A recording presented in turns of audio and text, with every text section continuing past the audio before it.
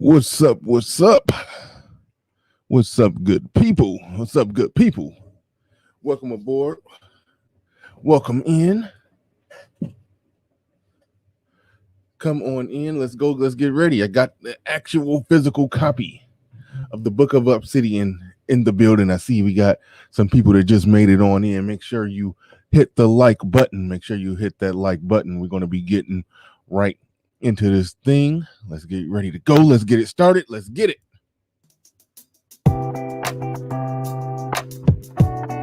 And hold on, I got an unforced error on the way already.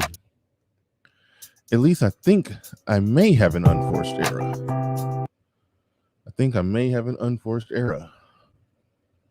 We're going to get this thing rolling. Give me a second.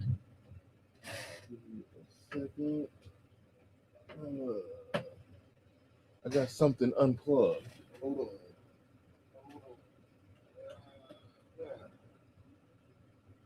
All right, that should be good. That should be good. Let's go. Let's get it.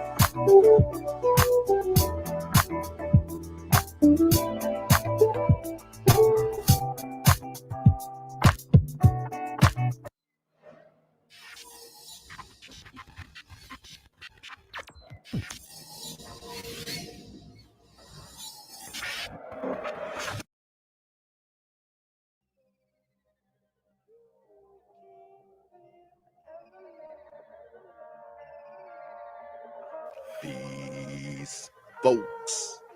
This is X from TPOT Media. Open your mind and wake your black ass up. You know what time it is. Hit that damn like button as you make your way in the door. Grab a seat, settle in, get ready. It's the Grown Man Hour with your host, my man, Bernard Riley.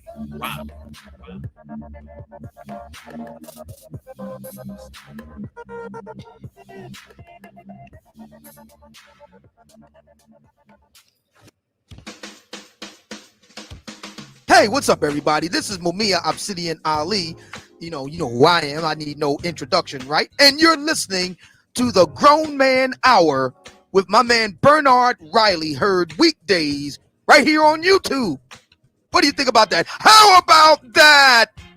Now let's get back on with the show. Thank you.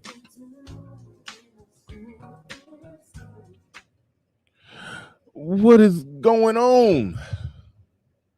What's up, good people? Come on. Hold up. File on in. Shout out to the early bird squad, those that make it in bright and early. Drop those comments before we even get things started here today. Aaron B in the building. Logan JJ. Shout out to everyone who got their stimulus checks. Brian Washington says facts that 1400 is looking mighty good. IG models have been collecting their stimmies off of brothers like the United Way.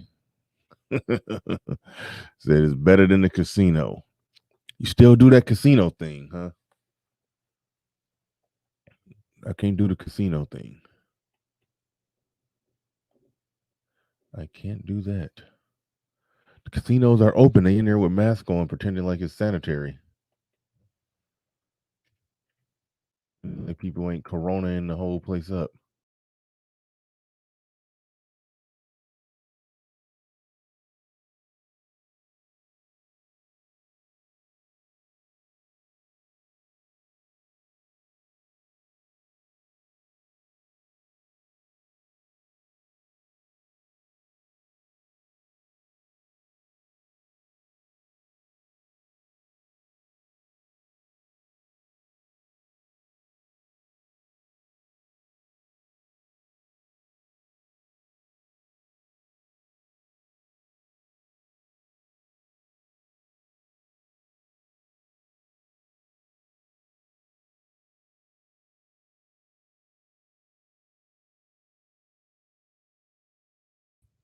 Nope, they didn't get me. They didn't get me. I'm still here. I'm still. Somebody said, I don't know what just happened right there. Yeah, I disappeared. They ain't coming to get me already, man. They ain't coming to get me. Not yet. Not yet. That was an unforced error by my part. I'm making a lot of them this morning. That was an unforced error by my part. So we just gonna pretend like that didn't happen. As I send the link to Obsidian. All right, just sent the link out. Yeah, the link just got sent out, so we good on that. All right. So we good. Somebody said they missed the casino buffets. Wow. Not much of a big time major gambler like that. Gambling is something that you do here and there when it's fun, but yeah, my mother, brother, and sister, they are the ones they will spend on. They will pull all nighters in the casino. They will go roll up in there at 11 p.m., sometimes midnight on a whim. Sometimes it may be 8 p.m., 9 p.m., 7 p.m. The moral of the story is they will roll up in there with no intentions on leaving. It's a hotel connected to the casino, as in most cases, I believe that's what it is. Yeah, they don't have no intentions on leaving. Whether they get a room or not, they're staying there until the sun comes up.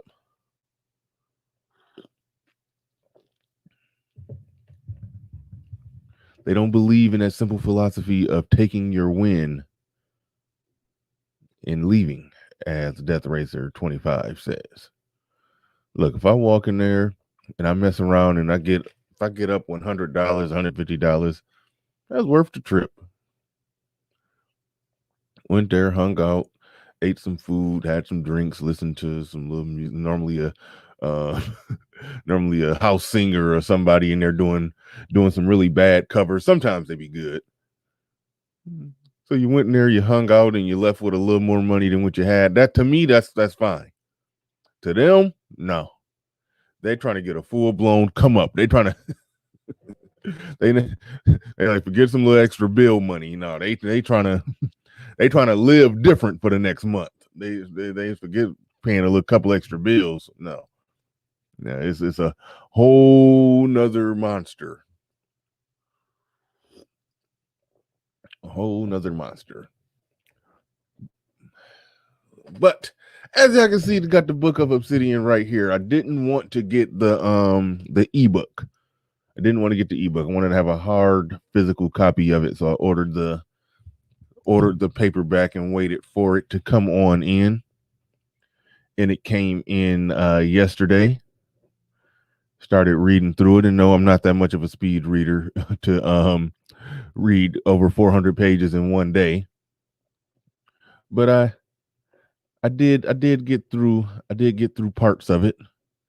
Definitely knocked down more than a few chapters. There's a lot of different chapters in it.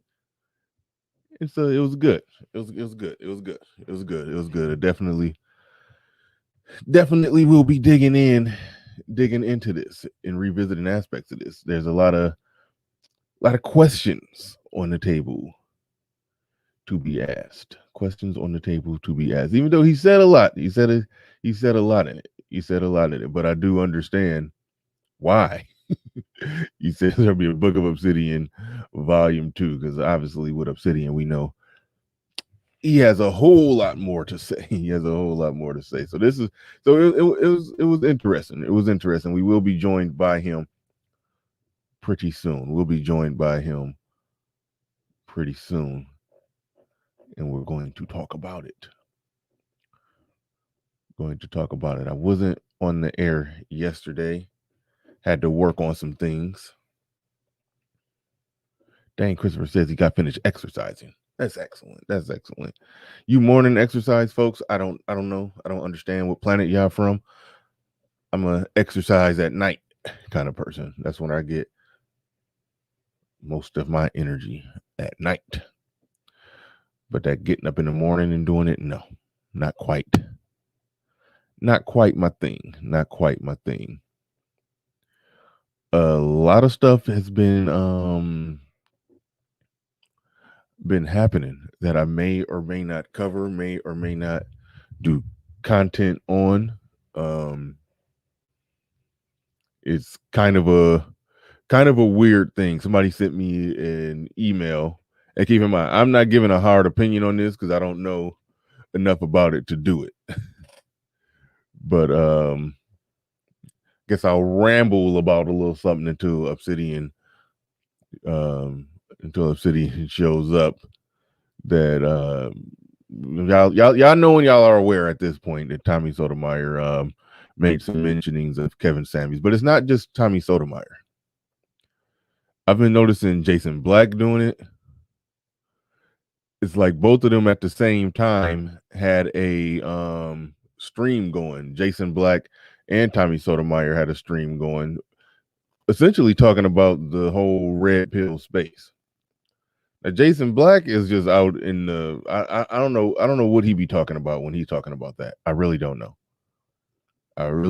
He's under the impression that people in the black manosphere go to the white men in the manosphere, bow down and kiss the ring and get their marching orders and instructions, and then we just go and regurgitate what some white people said.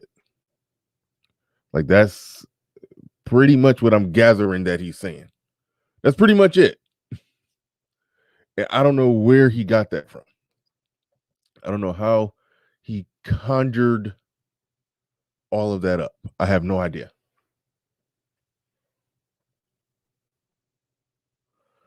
Death Racer,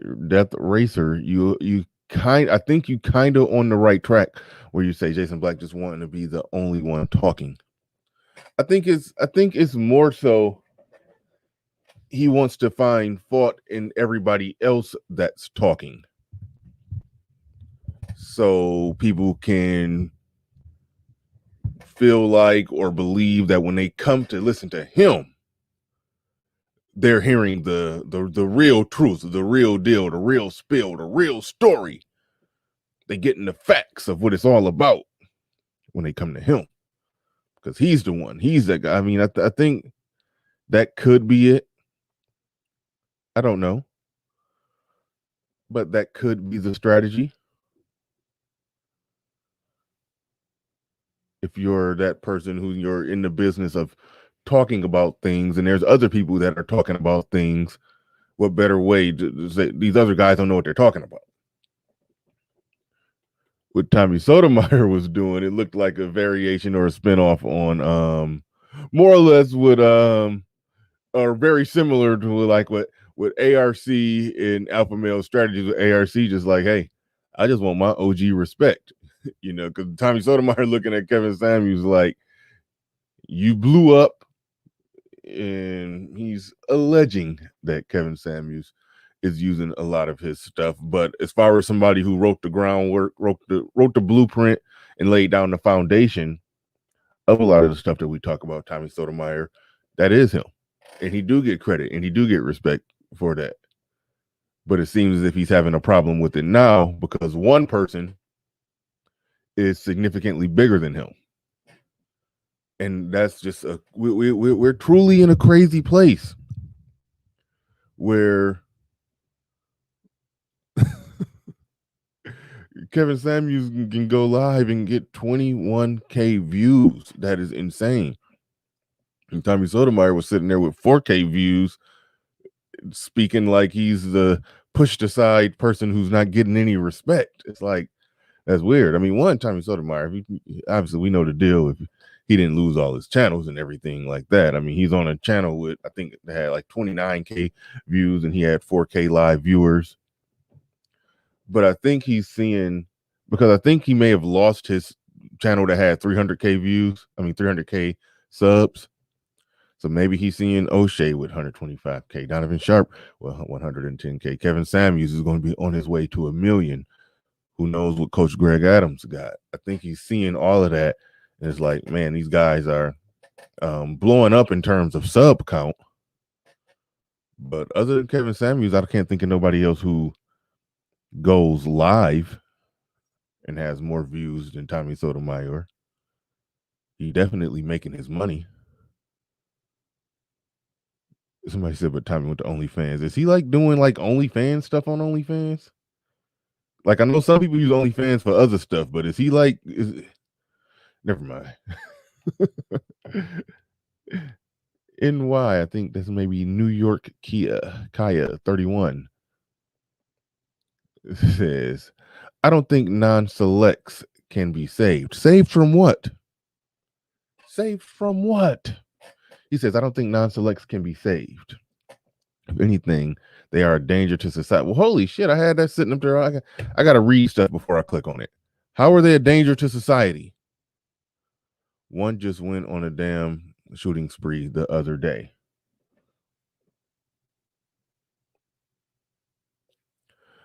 I have no idea what you're talking about, but I really want you to think long and hard about it, even though you spent your hard-earned $5. I appreciate it. Appreciate the super chat. First super chat of the day. Definitely appreciate you for coming on through and support. Holy shit, that was loud. Definitely appreciate you coming on through and supporting the channel. I appreciate that.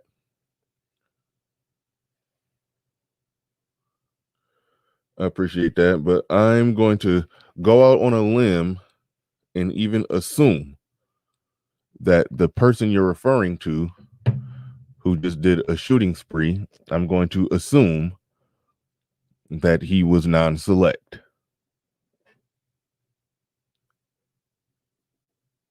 I really want, I was like, okay. I'm trying to take, thank you. Right there. I was trying to take the time to explain that most people, most men would fall in the category of non-select, or at least not super select. Most men would fall in the category of that.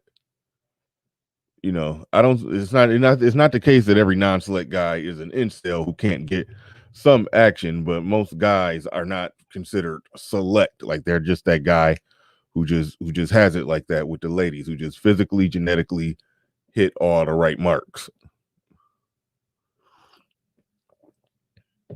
Most guys don't fall in that category. So if most guys don't fall in that category, you're basically saying most guys are a threat to society because one of them just shot somebody. You might as well say all men are threats to society, because normally when there's a shooting, it's done by a man. When there's a mass shooting, it's done by a man. When there's any type of attack, foreign or domestic, where things really blow up, is normally done by a man. So you might as well just say all men are a threat to society, if that is the case.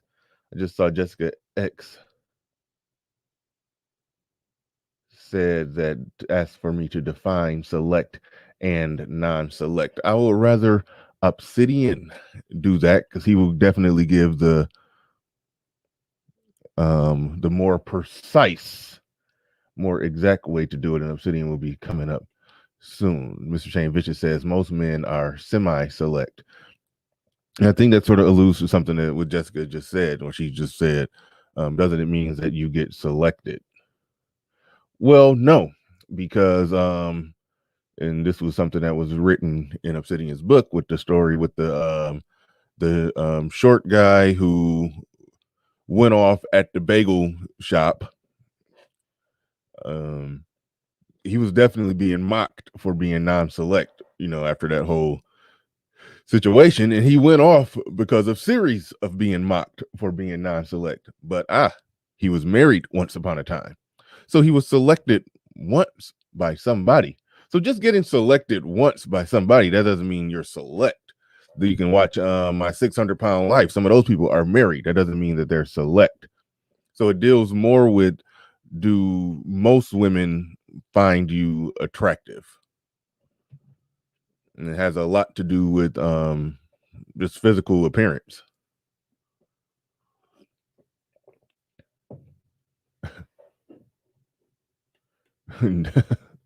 Death Racer said, let's bastardize another term. Yeah, we do that a lot around here. And I'm going to work on that. I'm going to definitely work on that. It's part of the reason why I hesitated to just give a hard definition of select, because there's a written definition somewhere, and we just been having conversation on top of conversation on top of conversation about it, and then it just went it's all over the place.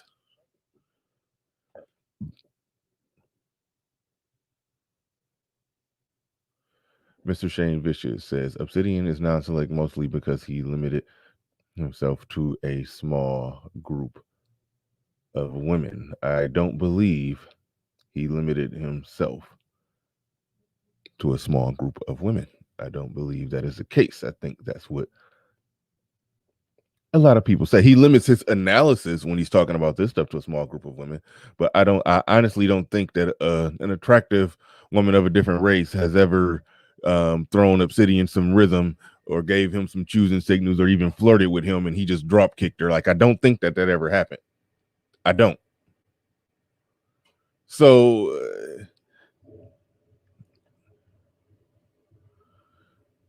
I'm bad with some of this. Somebody confirm Sweet Pea Diabetes is a well, I'm okay. All right. See, Snuggles throw me off. You don't know male men name for women names, but Sweet Pea Diabetes, you better be a woman behind that thumbnail.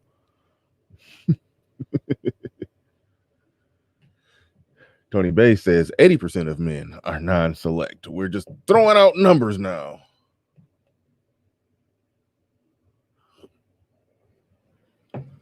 Nah, bruh.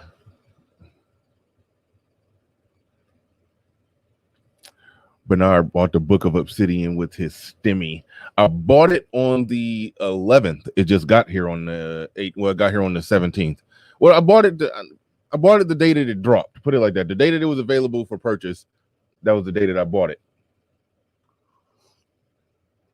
That was the day that I bought it.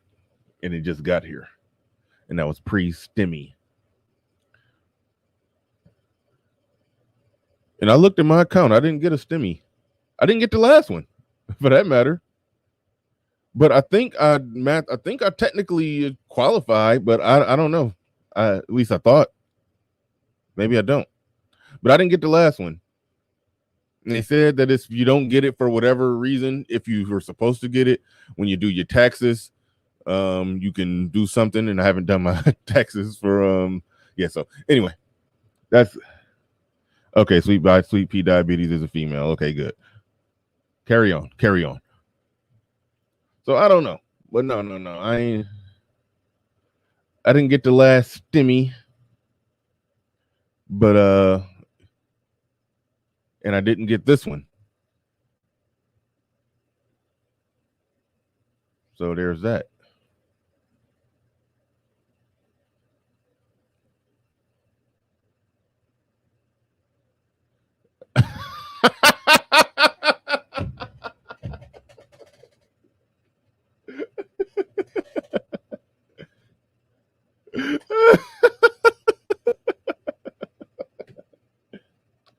Talk about the pot calling the kettle black.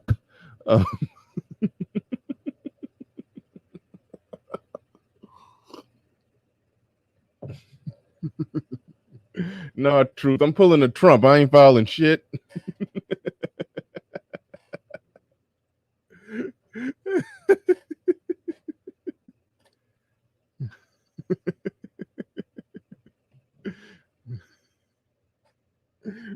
Jessica X accusing somebody of thirst trapping. That's just gold right there. That's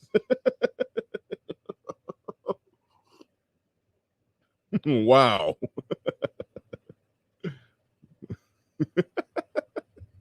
I can't even mount a comeback. That's just funny.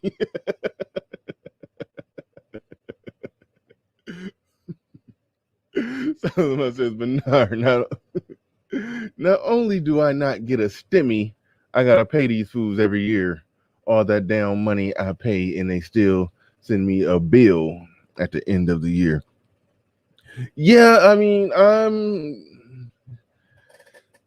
Yeah, I gotta pay some stuff too. I mean, part of that is the factor of when all your income is self-employment income. Yeah, you gotta pay. You really gotta pay. But but I ain't trying to talk about my money too much. But yeah, I owe them money too. I already owed them some money. I owed them a lot of money. That's part of the reason why I wouldn't exactly. Well, okay. I ain't even about to talk about my tax situation, but it ain't that big of a deal. I can. Nothing I can't handle. Nothing I can't handle. But it is upsetting. It is upsetting.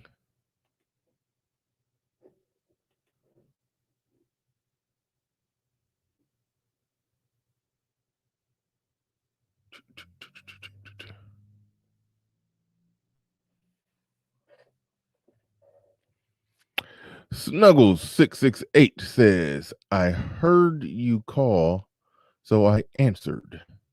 And do you think you will try again to try to get in contact? Try again? I never said I tried the first time to get in contact with Mr. Sotomayor. When did I say that? I remember you asked me, will I ever interview somebody like him? And I said, you must think I'm bigger than what I really am. I never said that I was in contact with him. What are we talking about? I remember having a conversation with you about interviewing somebody, but it wasn't Tommy Sotomayor we was talking about. Heard you call, so I answered. Do you think you will try again to try to get in contact with him? No, I've literally never tried to contact him. Actually, I mean, when we had that conversation, I think that was when I was on Red Sings the Blues channel. You had super chatted a few questions about what's coming up, future interviews, and I think my conclusion was the bigger names that I felt like I needed to grow my channel a little more before I really start reaching out to them. So there's that, you know. But no, I've never reached out to nobody that big. And I'm kind of glad and kind of, I'm happy to say that most of, my interviews and the growth of the channel, a lot of it has been in-house. I haven't used, pulled in, a lot of outsiders, people outside of the space. Normally people that frequent my chat room or, big name content creators who sometimes frequent my chat room and or frequent the panels. Those are the people that I network with, so to speak. But at some point I will, reach out, beyond this space. But I like that, it's kind of in-house right now. And even when I do get to the point where I'm interviewing much bigger people, I still keep a lot of it in-house. I always wanted to have that, that close to home feeling, I like that.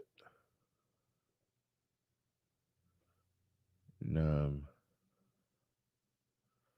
trying to dig through some effery in the chat. Trying to dig through some effery in the chat. Oh, I don't got to dig through no more effery in the chat. Because Obsidian player 2 has entered the game. Bernard got the Lil John coffee cup. Almost yeah, but the place where I bought these 2 cups, it was some more Lil John looking cups in there. It was I couldn't go with them. I couldn't rock with them. They had cups in there. It was cups for days. It was cups for days. No ifs, ands, or buts about that. But without further ado, the man of the hour, author Mumia Obsidian Ali, is in the building. What's going on? Hey, what's going on, Bernard? How you feeling, man? Feeling great. Glad to have you here. Glad to have the book of Obsidian in all of its glory. As he said, it's a door stopper. Yeah, pretty big. This is He put a lot of time and hard work into it. I didn't want to. That's part of the reason why I didn't want to buy the ebook. I wanted the actual physical copy in presence of the book to be on the show when we talk about it. Shout out to Silent Lamont, says Bernard drinking his liquor out the Holy Grail. Yeah, man. I said before, when I'm drinking out of this one is usually coffee. If I'm drinking out of this one, is usually something else. That's the de facto unwritten rule. Before we dive into this, the select non-select thing came up, and of course it will, because as it says on the first right when you and so did the whole Jason Black thing. I was getting my tea and everything, getting together, and I heard you briefly mention him. Yeah. In relation to what's going on right now. I just wanted to say a word about that if I could. Yeah, please elaborate, because I don't know what to make of that, what's going on there. Yeah. So as you might imagine, I try to keep my ear to the ground on these types of things. Mm-hmm. And I am aware of the fact that Mr. Black has had some choice words, not only with regard to who I call Saint Kevin Samuels, the image guy, but also the manosphere in general, the Black manosphere in general. Mm-hmm. Been something on a tear about that for at least a year or so that I'm aware of. And interestingly enough, see, the thing about Jason Black is he's talented. He's got real talent. A lot of he's very good. Hold on, wait, we can't even see you. My bad. There we go. All right, go ahead. Yeah, he's talented. He's got real talent. But the problem with Jason, and this can be said about Tommy Sotomayor, my understanding is that he's now on a tear as well. Hold on a second. There's some issues with my mic, I've been told. So yeah, you sound, I'll just go ahead and say while you fix it. Yeah, you kind of sound okay, but how about now? Man, still kind of different. Still kind of different. Oh wait, there it is. It's coming. Hold on. Stay. All right. That's better. Yeah, I think that's good. Y'all let me know in the chat if that's good. And real quick, Evie now says, BR, why does your screen get blurry sometimes? This camera is I could set it and focus it, but it'll only stay for 30 minutes, and then I got to get up and push a button and then make it come back on. But if I put it to where it's set up on autofocus, that means every time I move, it will refocus back on me. That keeps the camera moving and doing like that by itself, which means I can sit here and talk for 4 hours without having to get back up. It's something I didn't know when I bought the camera, and I'm like $600 invested in. So I'm working around it right now. At some point, I'll just get another camera, because it's some people have gotten used to it, and some people think it's annoying. Or I might just start getting up every 30 minutes to just go push the button on the camera to make it start over after it'll turn off every 30 minutes if I don't have the automatic focus thing going. It's a weird thing that I didn't properly research before I got the camera. I like a lot of other things about it, but it's but I don't know. I'll be always updating equipment. I've already been through a laptop. I got a new computer here. I got Obsidian to tell you.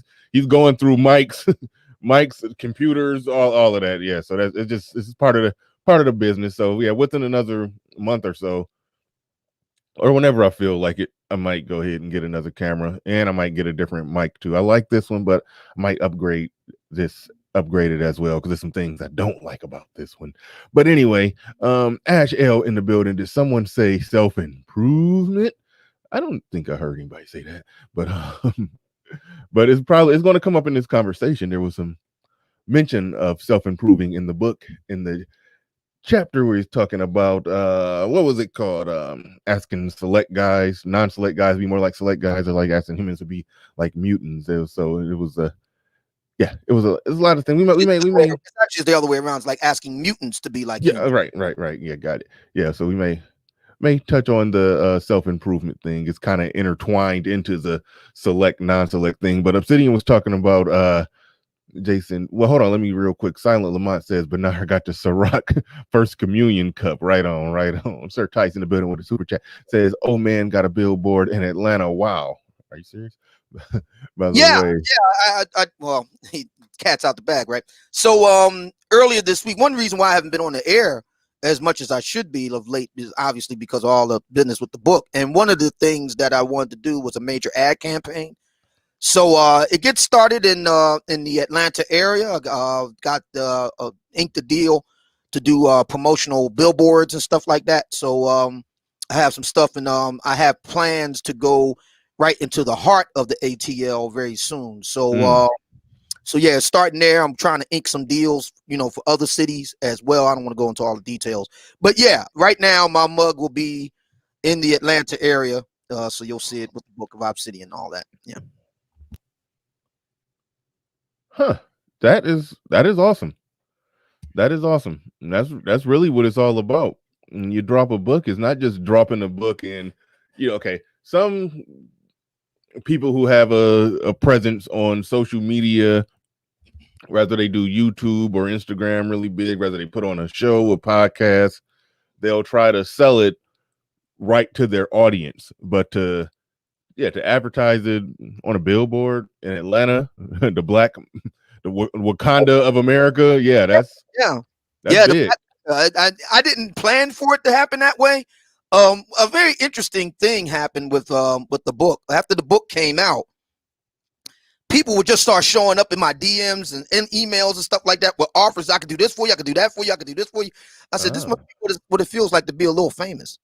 Yeah, because people just, someone, I don't want to say who it is, but someone contacted me and said, listen, I have some billboards and things like that can really help your business. And as it turned out, it happened to be in the Atlanta area. I didn't plan to start things in Atlanta. It just they talk about kismet. And so I hopped on it. So as it turns out, everything gets started in Atlanta, and Atlanta is the Black Mecca for Black Americans. Because if you've got any type of ambitions or aspirations, Atlanta is the place to be. And one reason is because of the cost. It's very cost effective to do business in Atlanta. That's the reason why a lot of Hollywood movies, like they did the last few Avengers movies in the Atlanta area, because it's so cost effective. But some places in Atlanta, I presume, is the property value or cost of living is really high. Correct? I hear some people saying that. Yeah, you got an area in Atlanta proper called Buckhead, and that's it. That would be considered more higher end. But even if you compare that to like Midtown Manhattan, there's no comparison. Right.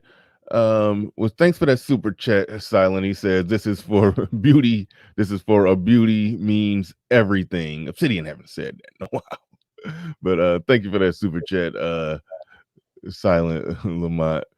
What did I see? I saw something. Nick Penn. Good advice. Good advice. I do see some people doing. I think I see Kevin Samuels doing something with a remote to his camera. And that may save me just if I'm sitting here and I periodically can touch it and make the camera move, then it won't just shut off on me. And then I have to stop the show and get up and go turn it back on, because this camera will turn off if it goes 30 seconds without moving. So a remote just to tap it. Yeah. Then that may solve the problem. I got to look into those remotes and all of that. So yeah, good stuff right there. Good stuff. I got to write that down. Yeah. Gotta write that down. Okay, we were trying to. Oh wait, hold on. Silent Lamont coming through with all the super chats. He says, "Dang heightism, oh man, 7 feet tall on the billboard." If I understand it, is it? I take it the billboard is not up yet. It'll be officially running first thing next week.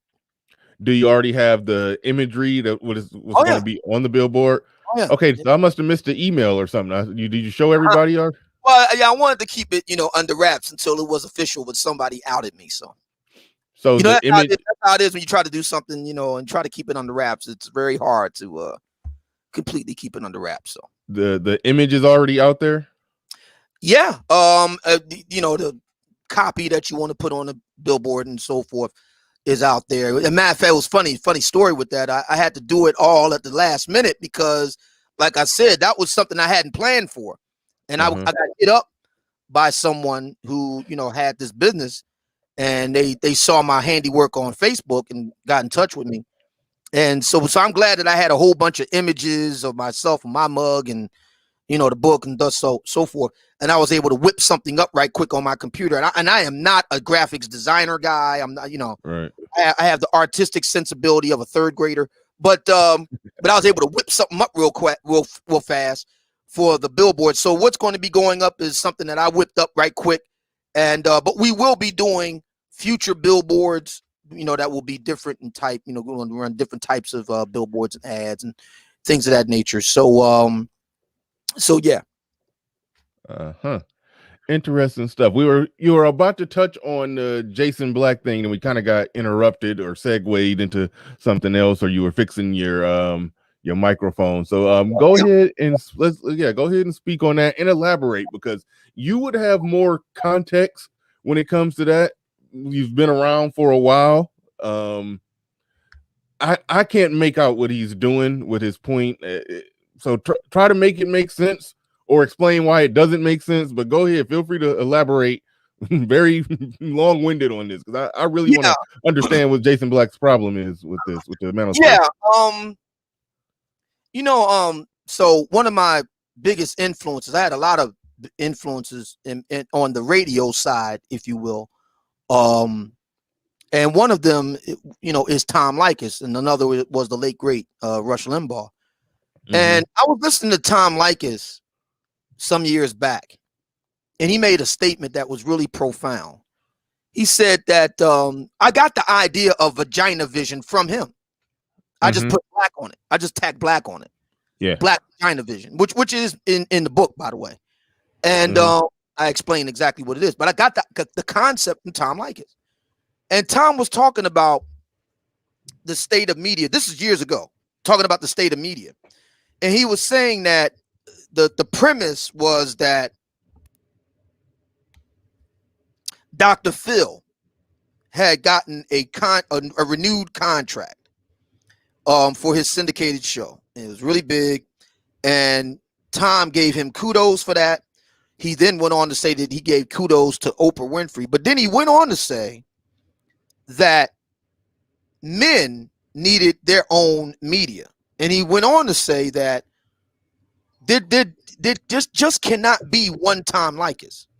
He said we need like 1,000 Tom Leykises. It just can't be one. He said if you look on the female side of it, they got a gazillion, shows and movies and so forth that, that are geared for their interests. And he said the only way you're going to really counterbalance that is if you have a similar number on the other side. Now, why am I saying Jason? Go ahead. Go ahead. I mean, that's I'll just hold your thought, but very briefly, that comes up around here. When we talk about all the crazy stuff that women are saying, that they are putting out in media, to reference Abin Preach, how they just talked about how Sharon Osbourne was able to just willy-nilly, no pun intended, but was willy-nilly just talk about cutting a willy off and laughing about it. A situation actually happened. A man got his junk cut off and got it thrown in a garbage disposer, and a crowd full of women are laughing about it. The media apparatus that's saying crazy stuff like that, the counter to it has to be just as loud, with even more voices if possible, and more views and more ratings if possible. And that's part of what Kevin Samuels is doing for us. That's what what Tommy Sotomayor has been doing for a while. So yes, you need as many as possible, because now we're in a place, and I just talked about this in a pre-recorded video that I made that's not out yet. I talked about how for example, Derek Jackson is still in every video still responding to Kevin Samuels. But even when he originally in response to Mr. Jackson, probably tonight. I've been holding off because of the book, and also because of the tornadoes and stuff. I can actually feel tornadoes and storms like that, hurricanes, anything that has a massive and sudden drop in barometric pressure, I can feel it as far away as like Alabama. Whoa, that's wild. And that's what's been going on down in Alabama, is that they've been having a lot of tornadoes and major storms. And so I can feel it when that happens. So I just take a powder. In short, to sum up what I was trying to say, you defeat bad ideas with good ideas. And as many people saying good ideas, regardless of how controversial, it is a good thing. And that's one thing that they're missing. And I love that when Derek Jackson finally responded to Kevin Samuels that first time, the response that came from even my video was sitting there. I got a video sitting there with almost 27,000 views, and then made another one that got like 11,000 views. You probably milked that situation for probably a total of over 100,000 views. I'm only getting started. I know. What's interesting about Jackson is, and you talked about, me being around for a while. I remember I was the lone, man in the wilderness, kind of responding to Derek Jackson like 6 years ago, back circa 2016. And now, you got people like Abba and Preach crowning him the king of the simps. Mm-hmm. So my how things changed. It was a time where we were responding to him. Now he's responding to us. Yeah.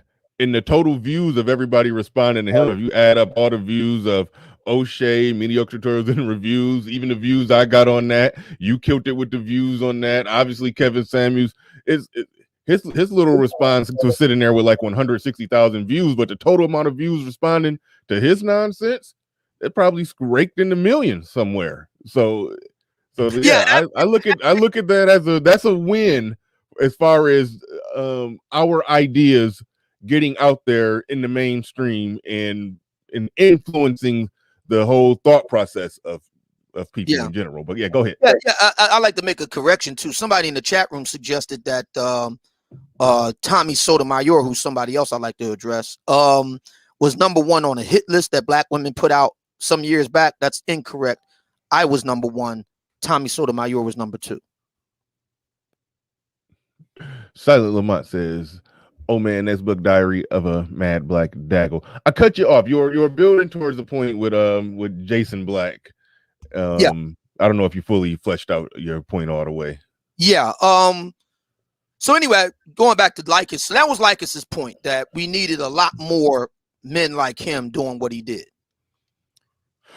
And even though Tom Likas doesn't address racial issues per se, and this was prior to the woke era that we're in, it's very difficult not to address the racial issue right now.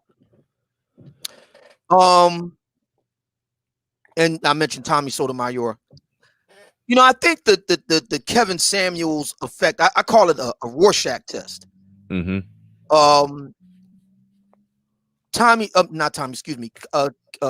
Samuels brings out a whole lot of different reactions, and I liken it to a Rorschach test.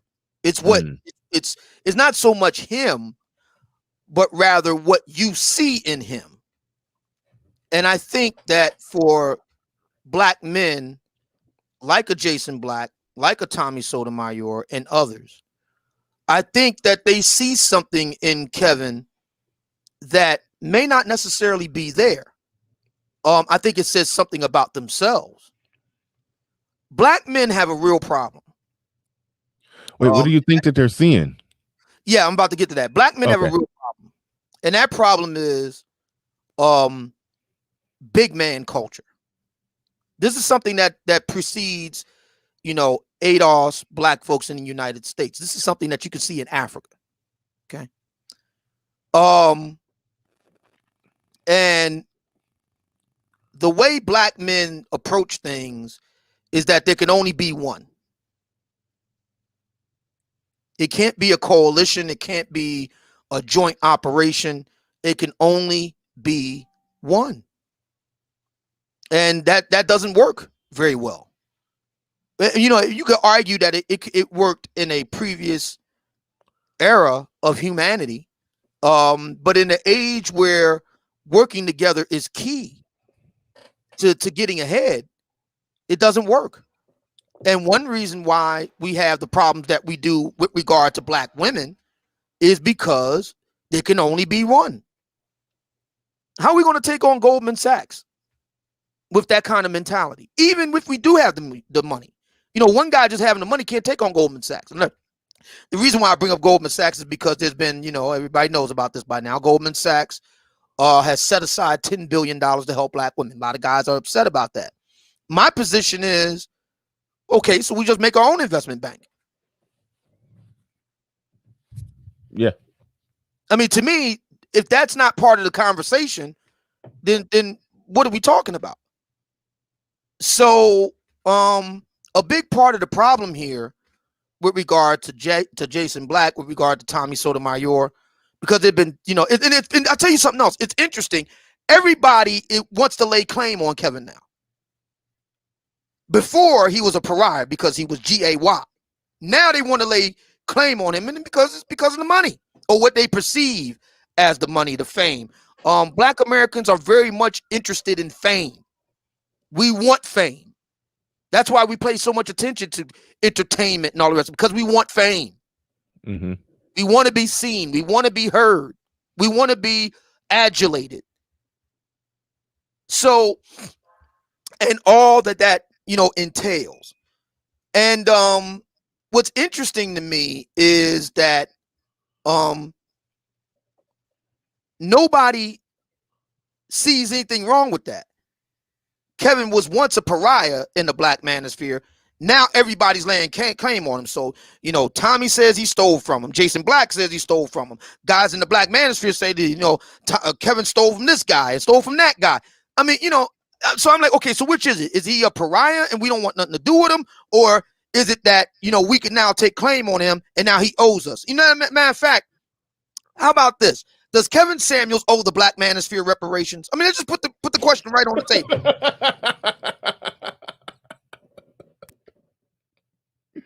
Damn. Let's just get it over with. Does he owe the black manosphere reparations? Okay. Reparations? Yeah, exactly. How much does he owe? And this is, we could do. You might remember a famous incident right here on your show where there was a question from a gentleman. I don't want to mention any names. A gentleman talked to Kevin. Kevin was here. Mm-hmm. And he said, listen, I don't like how you do this, how you do that. And Kevin said, listen, all right, how about this? Buy me out. And the guy said, well, how much? And Kevin at the time said 1.2 million. Of course, his market valuation has gone up through the stratosphere since then. See, this is a lesson, fellas. You always want to buy, when it's cheap. Can't wait till you get on. That's another problem we black men got. We don't have vision. See, we want to get on when it's hot.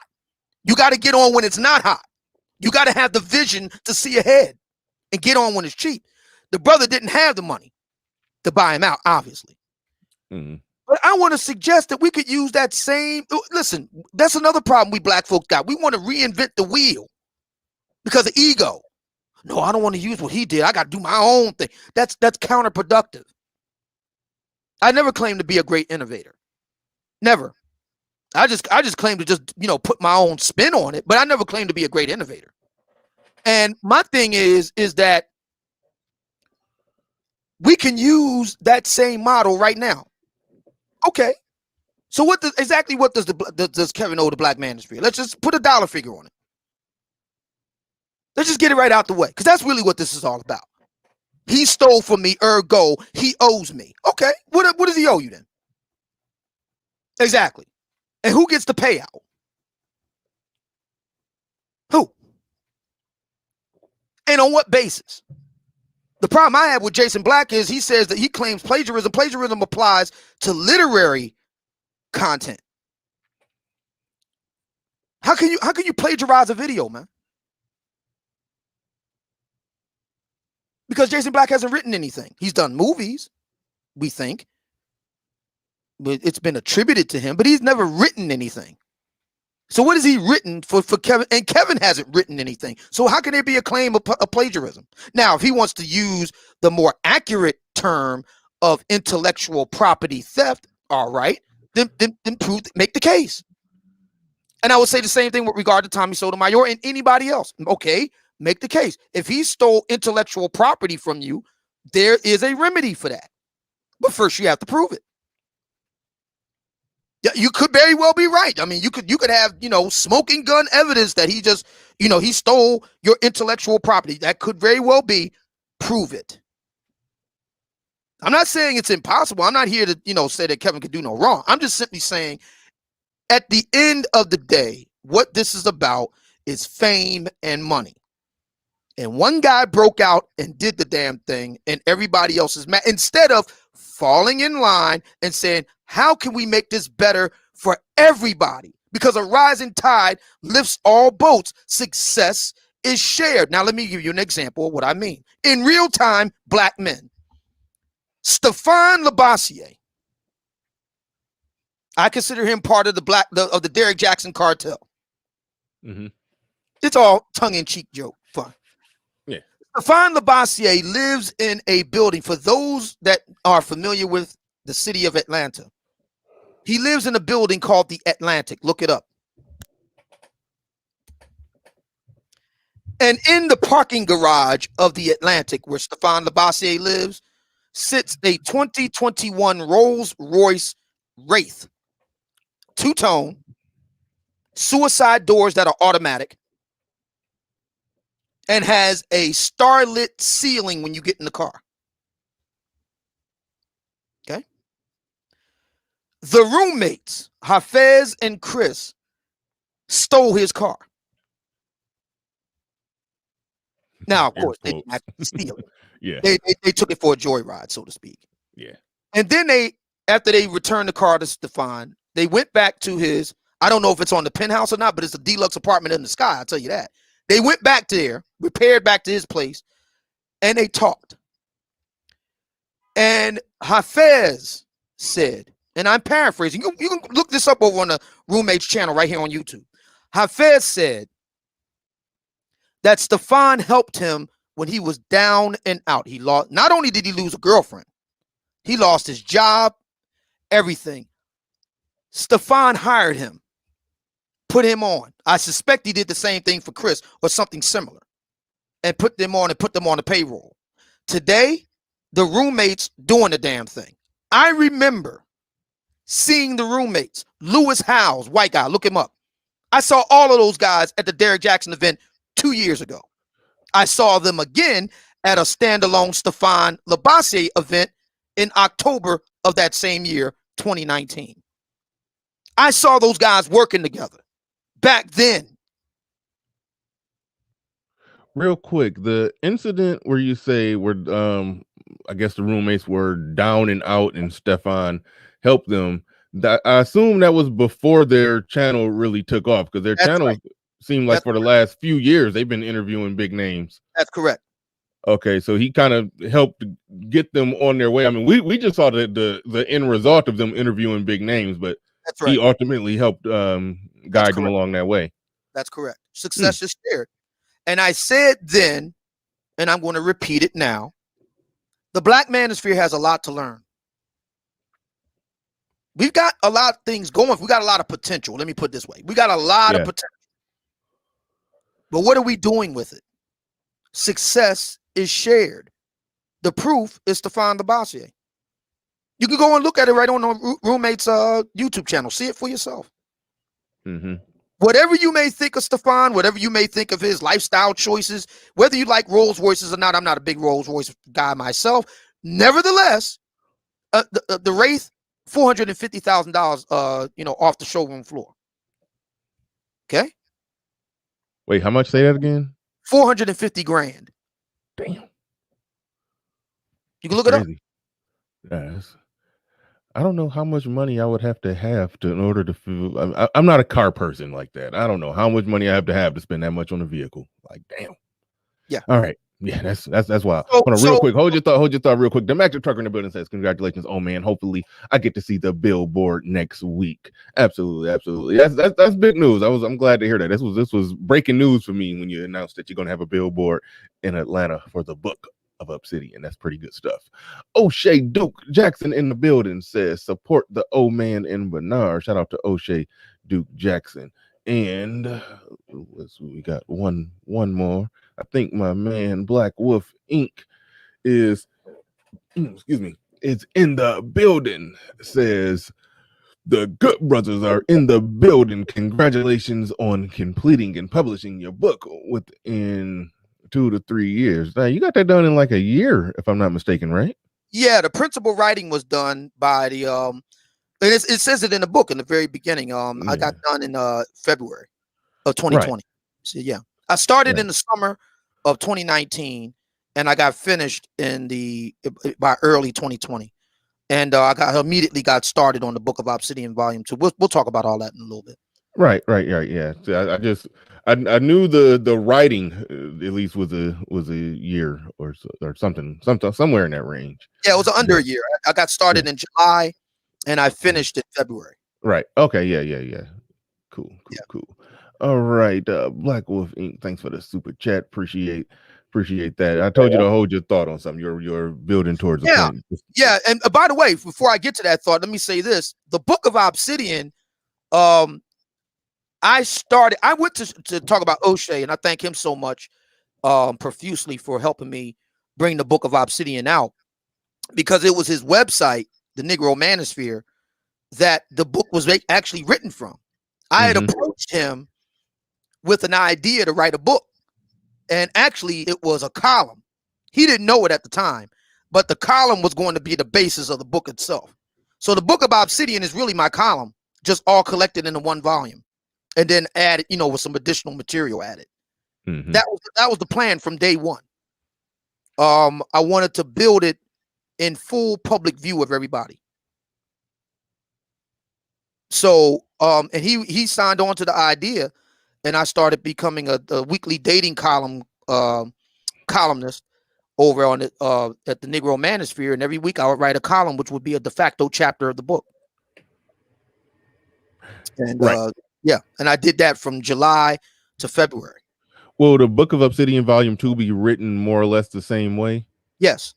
Okay. It's same format, and the reason why is intentional, because part of it is because, as you've read in the book, it deals with issues that are happening right now.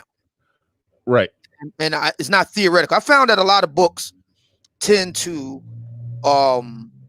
deal with theoretical concepts and not real-time situations. My teaching style, my pedagogy, if you will, is more based in real-time situations. It's kind of like FMA, Filipino martial arts.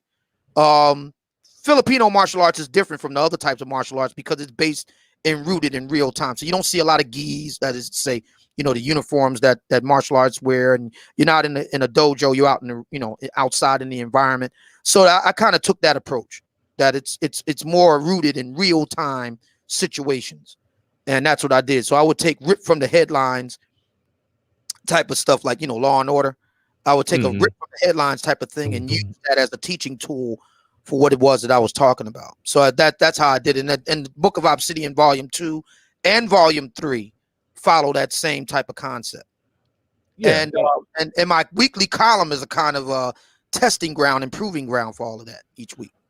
Yeah, I like that. I like how it was broken up into the macro and the micro. I do like that because, like I said, you're a dating scientist, and the macro part is like sometimes it seems as if you're not so much giving precise dating advice, more so just dating analysis of what's going on. So there's a lot of that in the book where you're just analyzing the big picture, but then there's parts of it where you are giving specific advice, and that's to me, that's the part that was more interesting. And I think that's the part that a lot of people, when they look at Obsidian, the whole thing, everybody say Obsidian, how's Obsidian going to be a dating coach? A lot of people probably want to dig more into the actual type of advice that you're giving, because when it comes to giving social commentary on the whole dating and mating game, you get 4 stars with that.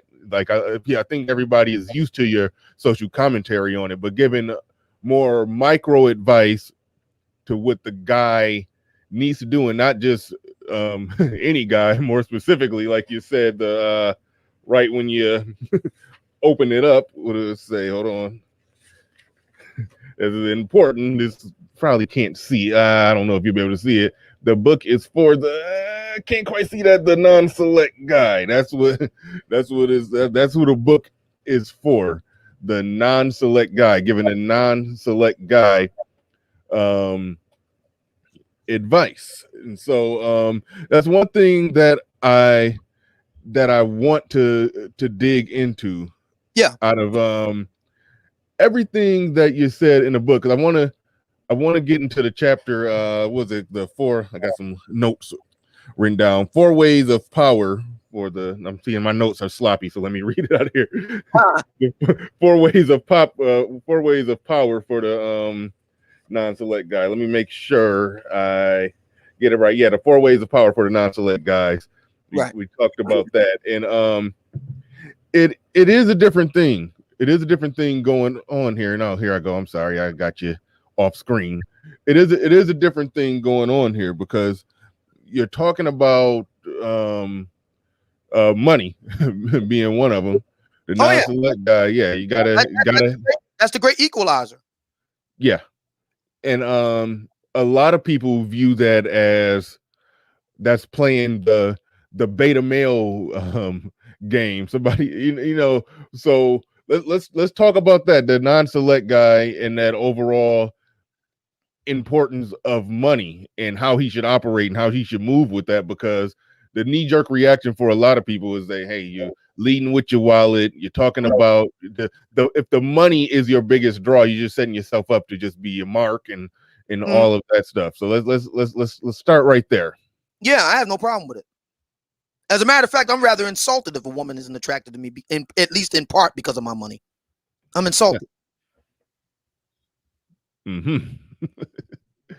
Alpha Sigma 1914 says, "Oh man, congratulations on the book. I will pick up a copy soon. Thank you for that." And Silent, I told you to retype the super chat that I missed, and I apparently lost it again. I'll just find it through the analytics. I'll make sure I I'll make sure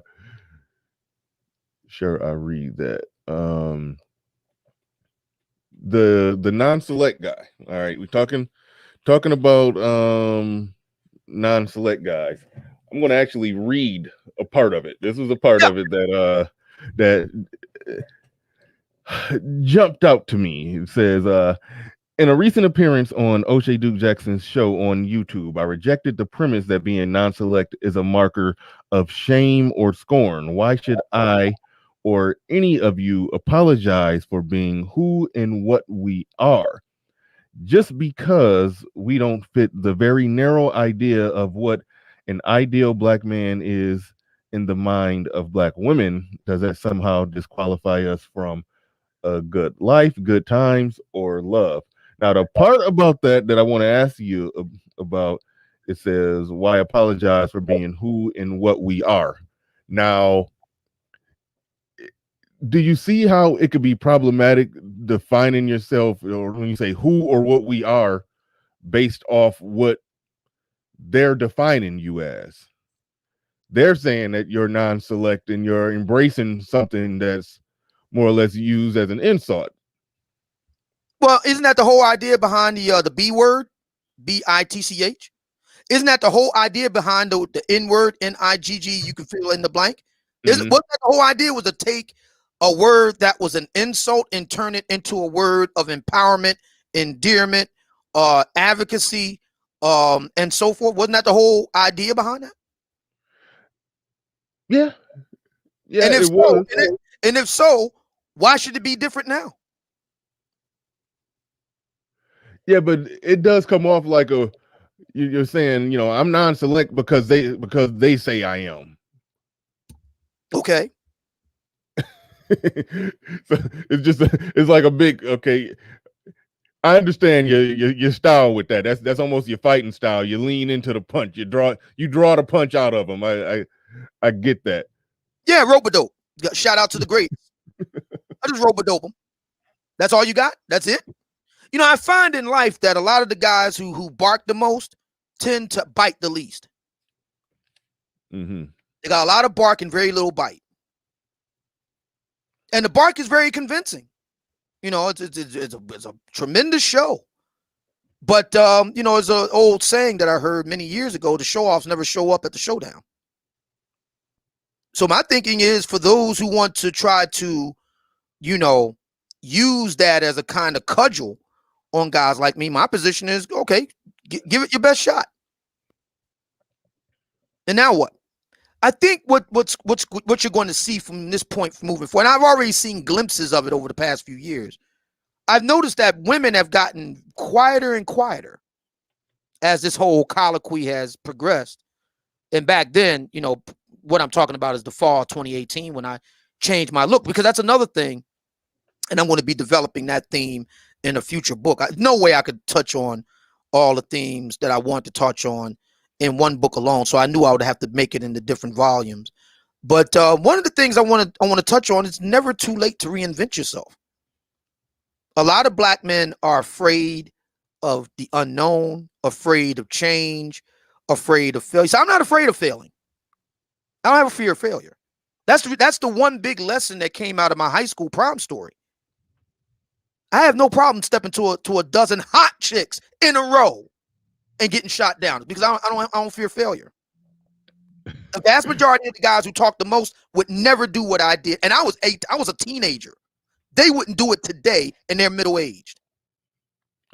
When you approached the 10 or 12 or however many chicks, that they were literally like the 12 hottest in your estimation, from 1 through 12. Yep. Okay. Why did you stop at 12? Hold on. This is an important question.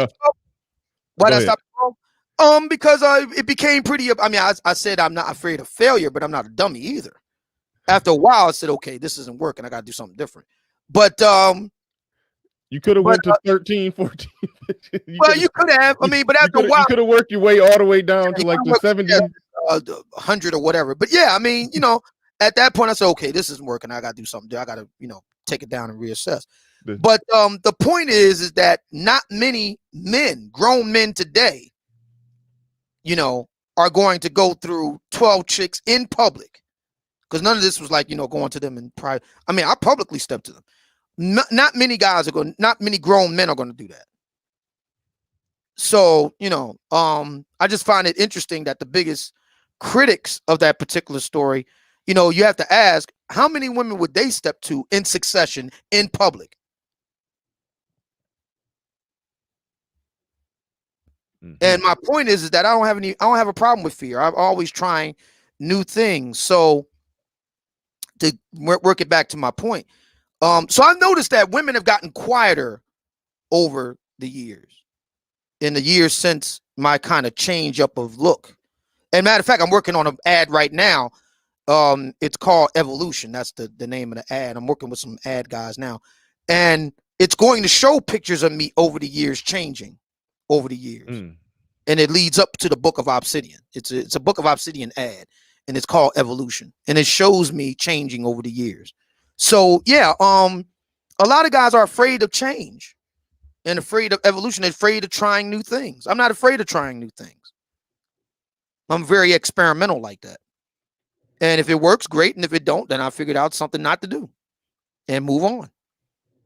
And that's something that black men need to learn how to do. We live in a very dynamic world.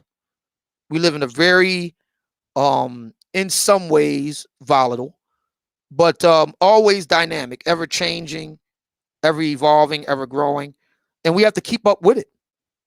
As a matter of fact, that's the central argument that I have in the book, is that for black women, they too have to evolve and change.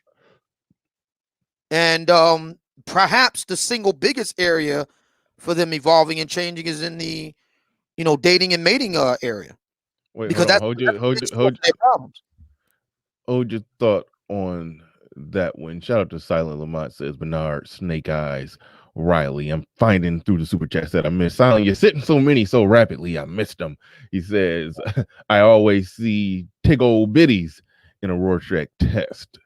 He also said, you trying to get a Sister Dolomite up out of you. Pardon? Silent Lamont wants a Sister Dolomite on the Echo box. Yeah, not today, man. Not today.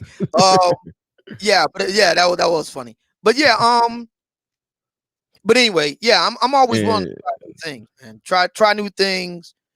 And that's a big theme of the book, is that It's I'll tell you something Wait, else. hold on. You said women need to change or something in the dating market or something like that. Yeah. They need to. What big adjustment would you say they need to? Well, they need to make? do something different from what they used to do. Mm-hmm. Because what they used to do doesn't work. And the definition of insanity is to continue to do the same thing and expect a different result. So they have to do something different. The question is, do black women want to do something different or not? That's a question for them to decide, and them alone. I can't decide it for them. None of us can. But what I can do is make a case. You know what's interesting about Black American life, and I talked about this in a recent live show I did, and it was about Kevin Samuels. I asked the name of the show is who benefits if Kevin Samuels goes down in flames? You can go back and listen to it if you missed. But the argument I made in the show itself was because there was a gentleman that came out against him, and it's all in the show. And he has what I call the Pookie affect. Okay, you'll know what I mean when you go and listen to the show, see the show. And in a very real sense, it's a kind of revenge of the Pookies going on right now, because I've noticed that a lot of the guys who have a problem with him, I'm not saying it's true of everybody, but I have noticed anecdotally, nothing scientific, it's impressionistic. I have noticed that quite a few of those guys will be typified as street type of guys and that sort of thing. Mm-hmm. And that has been a major flashpoint of contention in the Black manosphere over the past few years. And those guys have gotten a lot of, shine and promotion. Remember, Black people are all about being on the Jumbotron. Mm-hmm. Black people are all about fame and attention and shine. And these kinds of guys have gotten a lot of shine in the media, okay, and a lot of promotion. And what I'm about to say now is going to be a bit controversial, but just hear me out. So there's a Black female YouTuber who goes by the name of Chrissy, and she had said, and this was in the thick of the Pookie and Ray Ray debate, right? She had said to the educated lames, quote unquote, the reason why we get with the D-boys, the Pookies, street guys, etc., and so forth, is because you fail to assert yourselves. You don't get the promotion, and so on. She's real big on promotion. And she applies this to dark-skinned Black women and so forth. She's real big on that, and she makes a point. They do a terrible job at being a promotional good example for dark-skinned Black women. But anyway, that aside, all that, then we can get to that another day. Her point about promotion is very important, because there's a book I've mentioned it a gazillion times called A Billion Wicked Thoughts. It's written by a computer scientist and a brain neuroscientist. Okay. And women's brains are set up such a way that they will look to outer societal cues for who they should go for in a mate and why. Now, I'm pretty certain Chrissy hasn't read the book. If I were a betting man, I'd lay odds on it. Nevertheless, she's saying exactly what the book is talking about. Women are very sensitive to cues in the social environment. And this is the reason why women, not just Black women, women in general make such a big deal out of beauty standards and the beauty business and Hollywood, because these are the big megaphones of messages.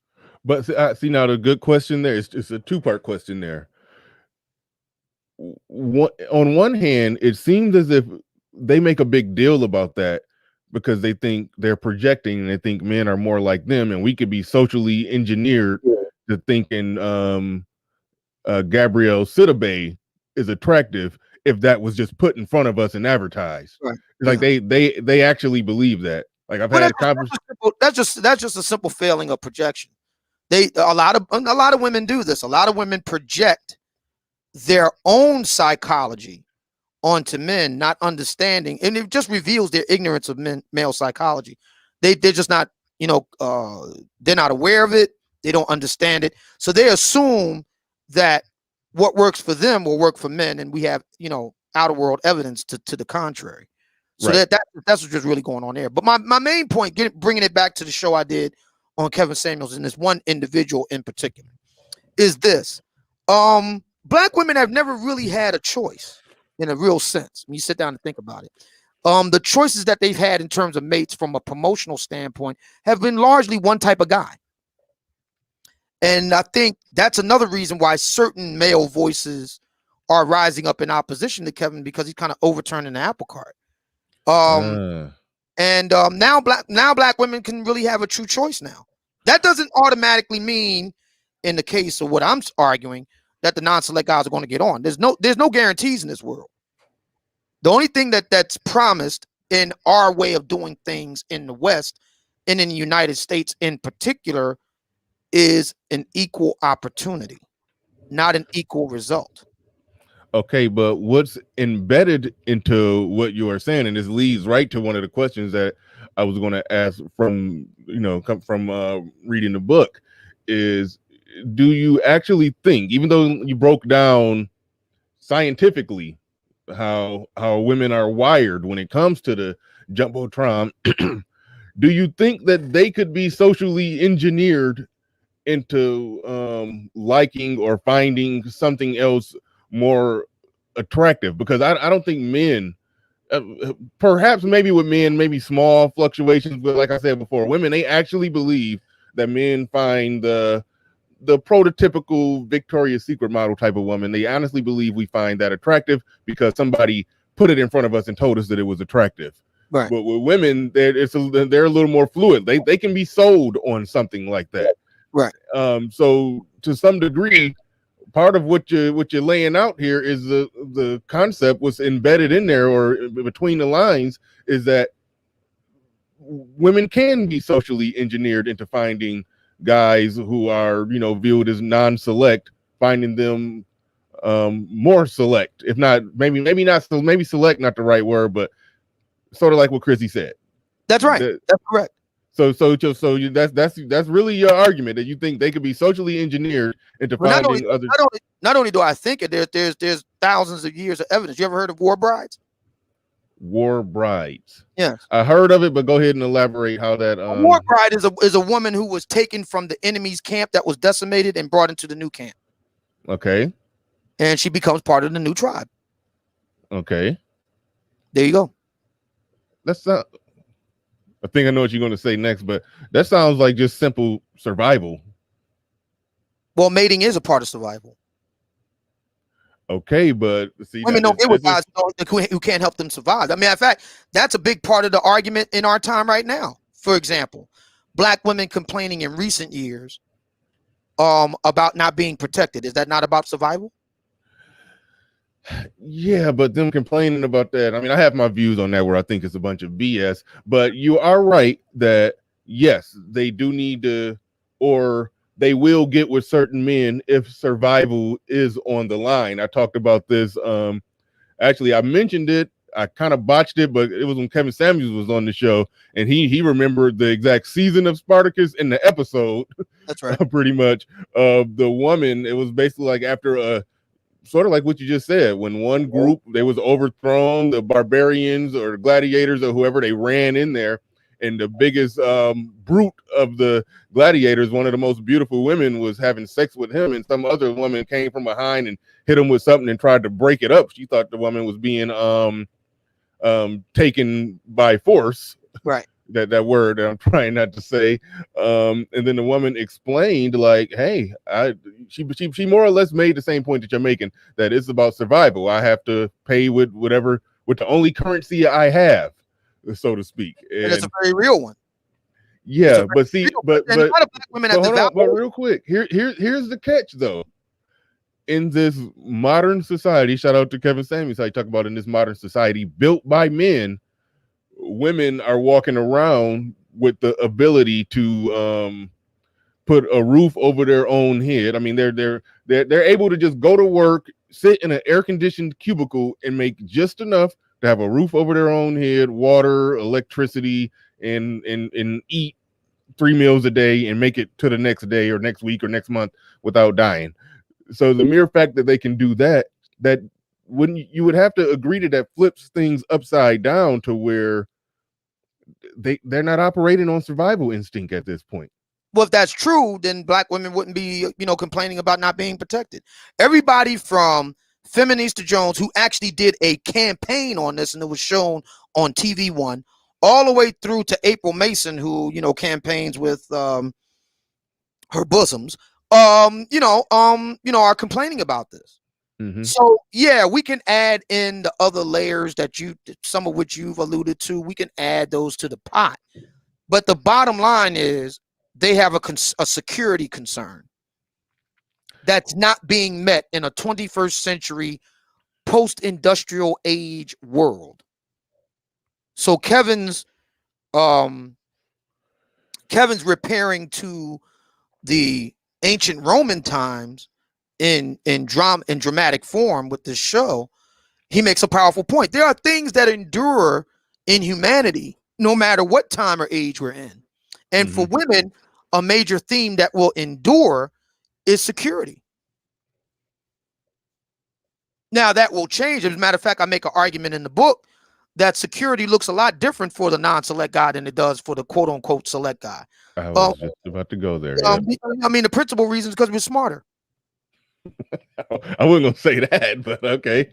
No, go ahead and elaborate. How does hold on. I'm gonna ask the next question is explain how that being smarter makes the protection and security manifest itself in a different way. But before we get to that, shout out to Falcon Black. He says non-select equal rejects of degenerates. Thank you for the super chat. Appreciate that. Malcolm in the middle. He says, "Oh man, have you ever stepped to white women in high school?" I don't think it was white women at his high school, but you can go ahead and answer.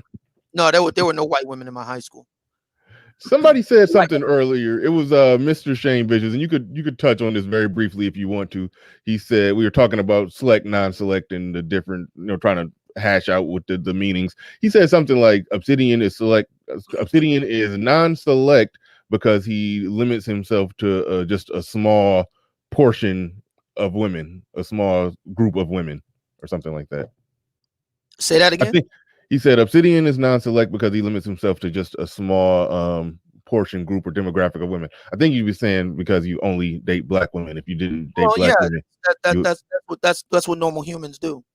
Normal humans don't, as a general rule, step out of their clan or tribe to date a mate. That's relatively small, even in today's world. Okay. I'm right in line with the mainstream. I'm not the people who step outside of it tend to be outliers, statistically, empirically speaking. Right. You see, now I never knew that you was deliberate in that you, I guess, only prefer. I understand having a preference to deal with black women, but is it a? Well, no, but I'm saying, is it a? Dating is a deliberate choice. So all of us are deliberate. None of us. And as a matter of fact, I cite a book. It's in the bibliography of the Book of Obsidian. It's called "The Evolution of Desire: Strategies of Human Mating." And Dr. David M. Buss says in the book that none of us mates indiscriminately, just like we don't eat indiscriminately. Everything's deliberate. I guess what I'm asking is, do you draw a hard line in the sand? I only deal with black women. Theoretically, no. But in practice, the vast majority of the women I've dealt with were black. Okay. All right. That's fair enough. Fair enough right there. Fair enough. Black Wolf Inc. says, small segue. Are any of you going to watch the Justice League Snyder Cut? Yeah, that's out today, if I'm not mistaken. Yes, absolutely. Yeah, tomorrow and the Falcon and the Winter Soldier comes out. Yeah. So yeah, we got some stuff to watch. Excuse me. I haven't finished WandaVision yet. I only saw like 2 episodes. I had to go back and finish. I just been so busy with this book, man. I just if you saw the first the first 2 episodes of that, I love it. You liked that? Oh yeah, my goodness. That was driving me crazy. I felt like they was trolling us. I'm like, get to it. Get out of this old-timey 1950s. Well, I mean, you have to I remember the comics. Oh, okay. So you have to really WandaVision is different from the Avengers, or to tell you the truth, the whole Marvel Cinematic Universe got started on a second-tier character named Iron Man. Iron Man was never a premier character of the Marvel Comics lineup. The premier characters were always Spider-Man. In the 70s, they came out in the 60s, but with the inclusion of Wolverine, they really got a shot in the arm in the mid 70s. The X-Men, You know, and the Avengers were big as an ensemble, but they were never big on their own. Captain America was never a big seller on his own. No, he was never a big seller. Iron Man was never a big seller on his own. Thor was never that didn't start to happen for those comics until the 90s. But back in the 60s and the 70s, the big draws was like, Spider-Man, the Fantastic Four, and later the X-Men. So the cinematic universe actually got started with a second tier character in Iron Man. So yeah, but even with all that being said, the Scarlet Witch and the Vision were even more obscure characters in the public mind. So my point is that if you really have to be a Marvel fanboy to really get what's going on with WandaVision. It did get good. I mean, let me say that I greatly enjoyed it once it played out, but those first 2 episodes was kind of hard to get through for me. I suffered through those. Really, it may have been the first 3. Well, no, the first 2 were in black and white. And it was funny seeing Marvel characters in an old timey, 1950s, 1960s sitcom type of setting, where it's playing like an old black and white TV show, but they're moving stuff with their minds. I mean, it was just a fun novelty, but I was like, get to the point. But once they got to the point and they got going, I was like, oh, okay, I see what's going on. This is good. But I could see how if you already had the comics in your head and you kind of knew what was going on, you would have a different experience than I did. But it was good. It played out really well. You're gonna like it when you finally get a chance to sit down and watch it. Yeah. But anyway, real quick, I think I got a couple more super chats trying to get away from me. I see Sand Squatch says, congratulations, old man, on the release of your book. I received my signed copy of the Book of Obsidian in the mail on Tuesday. Thanks, brother.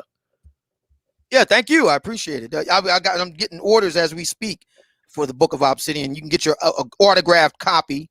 Right. You know what? Let me put the link in the chat. Yeah, I was just about to say yes. Yeah, drop the link in there so people can figure out where they can get it. I know you can pay for an autographed copy directly from Obsidian. You can buy it from I'm Book here, Baby.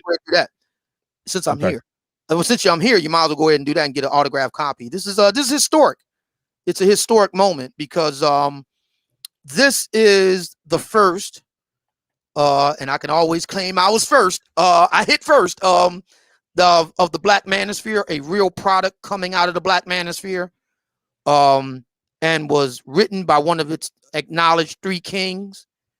So this is a historic moment. So that's the reason why you want to get a copy of the book and have it signed by me, and that's how you can do it. It's right there on the screen.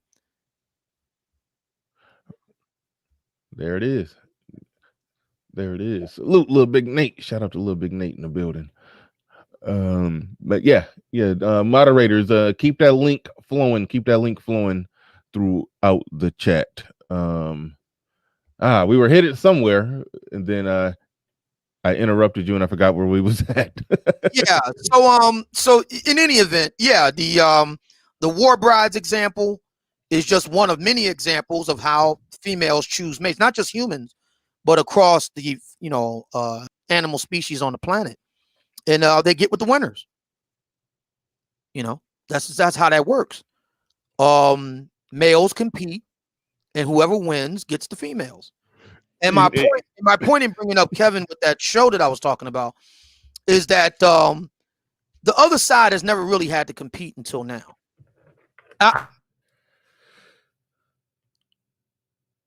Hello? We were responding to him, but the times have changed. Now he's responding to us, as you said yourself. Just about every video now is by him is a response to Kevin. And matter of fact, he's responding to me too. Well, he's actually been responding to me for years, but it's now become. You borging out a little bit right there. You borged out a little bit right there, but you were explaining how Derek Jackson was responding to you. I want you to elaborate and substantiate that claim best you can. That he's you're saying he recently responded directly to you. Yeah. As a matter of fact, I did a live show on it, and then I took a segment of the show and made it a standalone video. So you can go back. I think I just released it yesterday, so you can go back and listen to it. But oh, I know which video you're talking about. I almost deliberately didn't listen to your commentary on that because I already did a pre-recorded video that is probably going to be dropping later today. I didn't want to hear what you said and then what you said bleed over into what I said, but we probably said a lot of the same things anyway. But I try not to. If you respond to something, I know I want to respond to it. I'll try to not listen to what you say so I can make sure I'm saying my fresh thoughts and perspective on it. So you know, it's new to me whatever was said in there. So you can go ahead and lay that out as far as what did he say that was a direct response to you. Well, I mean, he's now attempting to respond to empirical evidence. He's doing a very bad job of it, but he's attempting to respond to empirical evidence. He's actually using words like data, statistics, sociologists. He's actually using those words in his responses now. And that's my wheelhouse. To be fair to Kevin also cites data and statistics. But the reason why I can prove that he's responding to me is because what he said was in direct response to yet another response I made to him, which was him attempting to relitigate the whole, Miss Average at best issue. And I broke it down with data and statistics about that. And he was responding to that, the timing of it. So what did he say when he responded to it? What specific thing did he say? Put a bunch of word salad, meaningless word salad. Oh, okay. Yeah. I mean, see, that's the thing. If he's going to have a credible response to me, he has to play by my rules, and my rules are citations needed. I always you got the Book of Obsidian in your hands right now. Is it not shot through with sources and citation? Is that not true? No, it's very true. So, no, Derek, if you're going to play my game, citations needed. Because everything I can say in response to you, I will cite sources. Public, credible, reputable sources. Ronald Calhoun in the building with a super chat. He says, I really enjoy both of you brothers' shows. You all get me through my work shift as well. Keep it growing. Congrats on the book. Oh, man. Thank you. Appreciate it. Thank you, Ronald Calhoun. One thing that I'm noticing, you said something that sort of prompted this, but it's something that I've been meaning to say for a while. Ever since Kevin Samuels have blown up and high value has become all the rage, and women are putting it out there that, yes, it's a man with money and status who can provide and all of that. Now that that's becoming a thing, and it's becoming a thing on a really big platform, and it's spreading all over, it almost sounds like you're sort of rejoicing by that, because before it was, looks and height and swag and this or that or blah blah blah. But now it's like if that pecking order is getting switched around, it's almost like you're rejoicing in the fact that, oh, if that's the game that's being played, oh, I can win this one. Absolutely. I can't win. I'm doing the boogaloo. Yeah. And I noticed there's been a slight difference. Like, okay, if they get on some outright BFF, you will call it out. But a lot of their other little small arguments, it does seem like you, to some degree, would just go ahead and brush it off the table. Just you would damn near concede the point on some of their points, and more or less steer it back to, okay, but you're saying this is what you want, and it's almost like your argument is, I meet those criteria now, if that's the criteria. Yeah. So well, black women's own silence is a damning indictment, is it not? I mean, the big opposition from, as far as I'm concerned, the big opposition with me hasn't come from black women of recent years. It's all come from other black men. And it's all come on what you just got finished saying, on the grounds of what makes you, desirable to the ladies or not. A lot of guys have a problem with the apple cart being upset. And yeah, I think that the high value piece, as Kevin has propounded it, has absolutely nothing to do with intrinsic things like height or hair color or eye color or whether you got hair at all. Or, it has nothing to do with that. It has everything to do with what you do in this world. So your height is incidental to you. Your eye color is incidental. You had nothing to do with that. But being a high value man means deliberate action. That means what you did with your day, with your life, with your months, with your years. What did you do? And I think that for a lot of black men, that's a very, delicate question because let's face it, a lot of black men don't, I hate to say this, but a lot of black men who are making the big stink, I will say, a lot of the black men don't have a lot to show for what they've done. Mm-hmm. No, I do like things that are, I like it moving in the direction where men, or in this case, black men, are being judged, looked at, and considered more based off what they accomplish. Because the fact of the matter is, black men need to accomplish more. So that does need to be the thing that is selected for lack of a better way to describe it. That is that is important. That is important. There's no ifs, ands, or buts about that. One thing that I want to dig back into now. This is a conversation that I think we had started having this conversation. This was back when you wrote the chapter making itinerary, sex is on the menu. This is a question I asked you before, but I wasn't really I didn't really that was in direct response to the whole dinner whore thing, which has gotten a second wind. I don't know if you're familiar with the name Demetria Obalor. I think that's her. Obior. She's like a local, I want to say Texas, somewhere in Texas, either Dallas or Houston. She's a local newscaster, but the twist is, in newscasters, female ones tend to be rather attractive as a given, but she ratchets it up a notch in that regard. She's recently weighed in on the dinner whore piece, and I just put that in my back pocket. So let me just put that in my war chest, and I'll address it by and by. So it's very good timing. I'll tell you something, Bernard. I was very apprehensive about the Book of Obsidian coming out this year.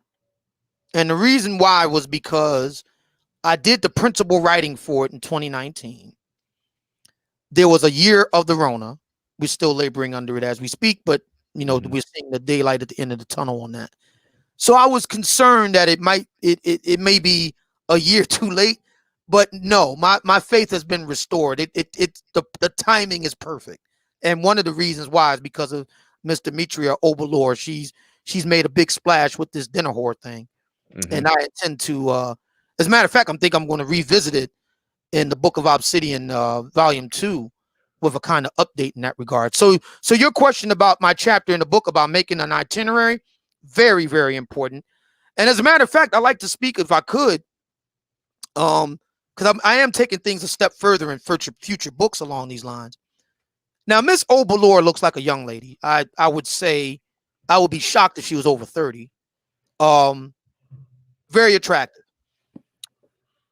And an argument could be made that for ladies of her age, they have every right to be concerned about not, putting out for every guy that shows up and so forth. And okay, I can hear that. But what I've noticed in more recent times, and I'm going to address this on my own, is I've noticed a lot of ladies that are solidly middle-aged. And middle-aged for a woman is 35 and up. Mm-hmm.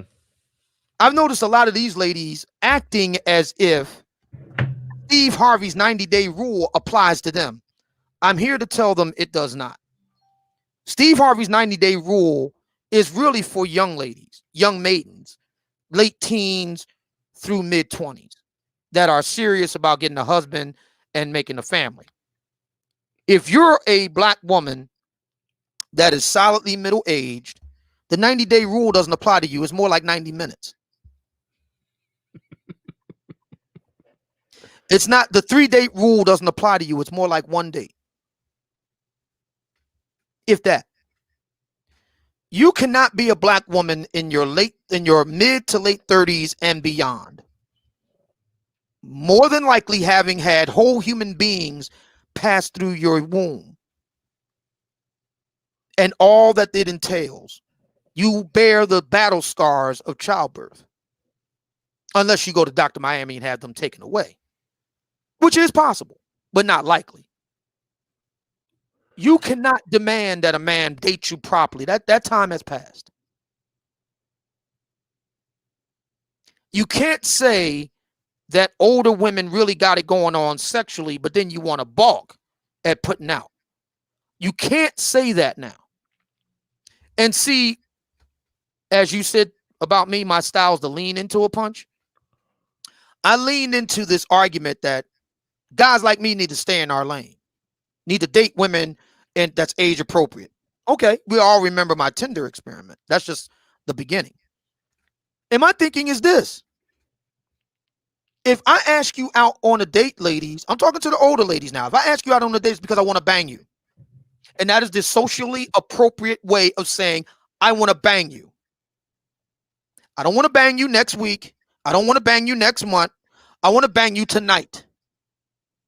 I'm willing to do the kabuki dance. I'm willing to take you out and show you a nice time. But at the end of it, you will be swallowing the sword.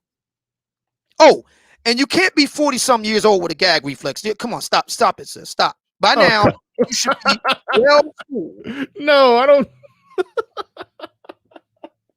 I don't know if that's how it works, Obsidian. I think you either got one or you don't. I don't know if the age practice.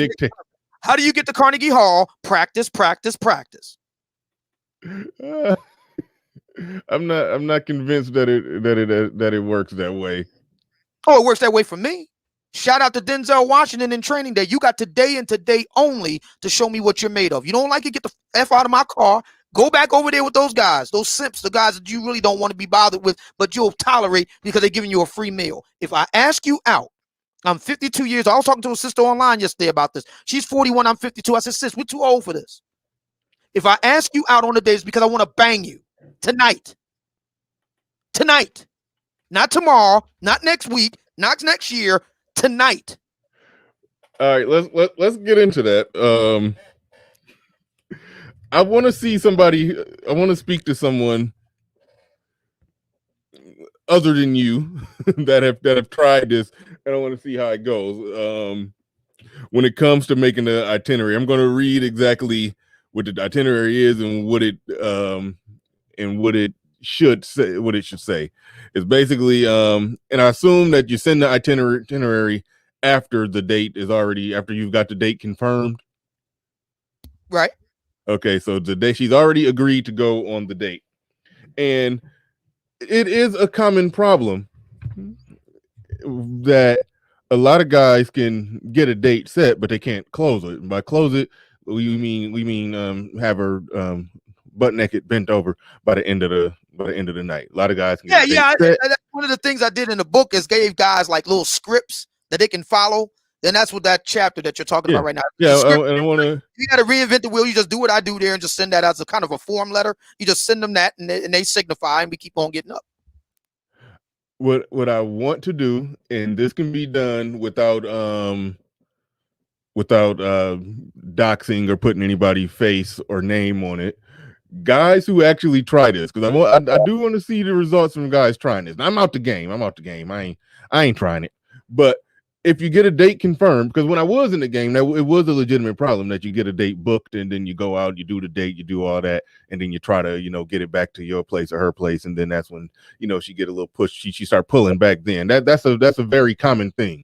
That's a very common thing. If you haven't experienced that, you're not dating women. A lot of black women, and again, this is specifically aimed at 36 and above. Mm-hmm. You're 35. You cross that Rubicon, ladies. To 36, all bets are off.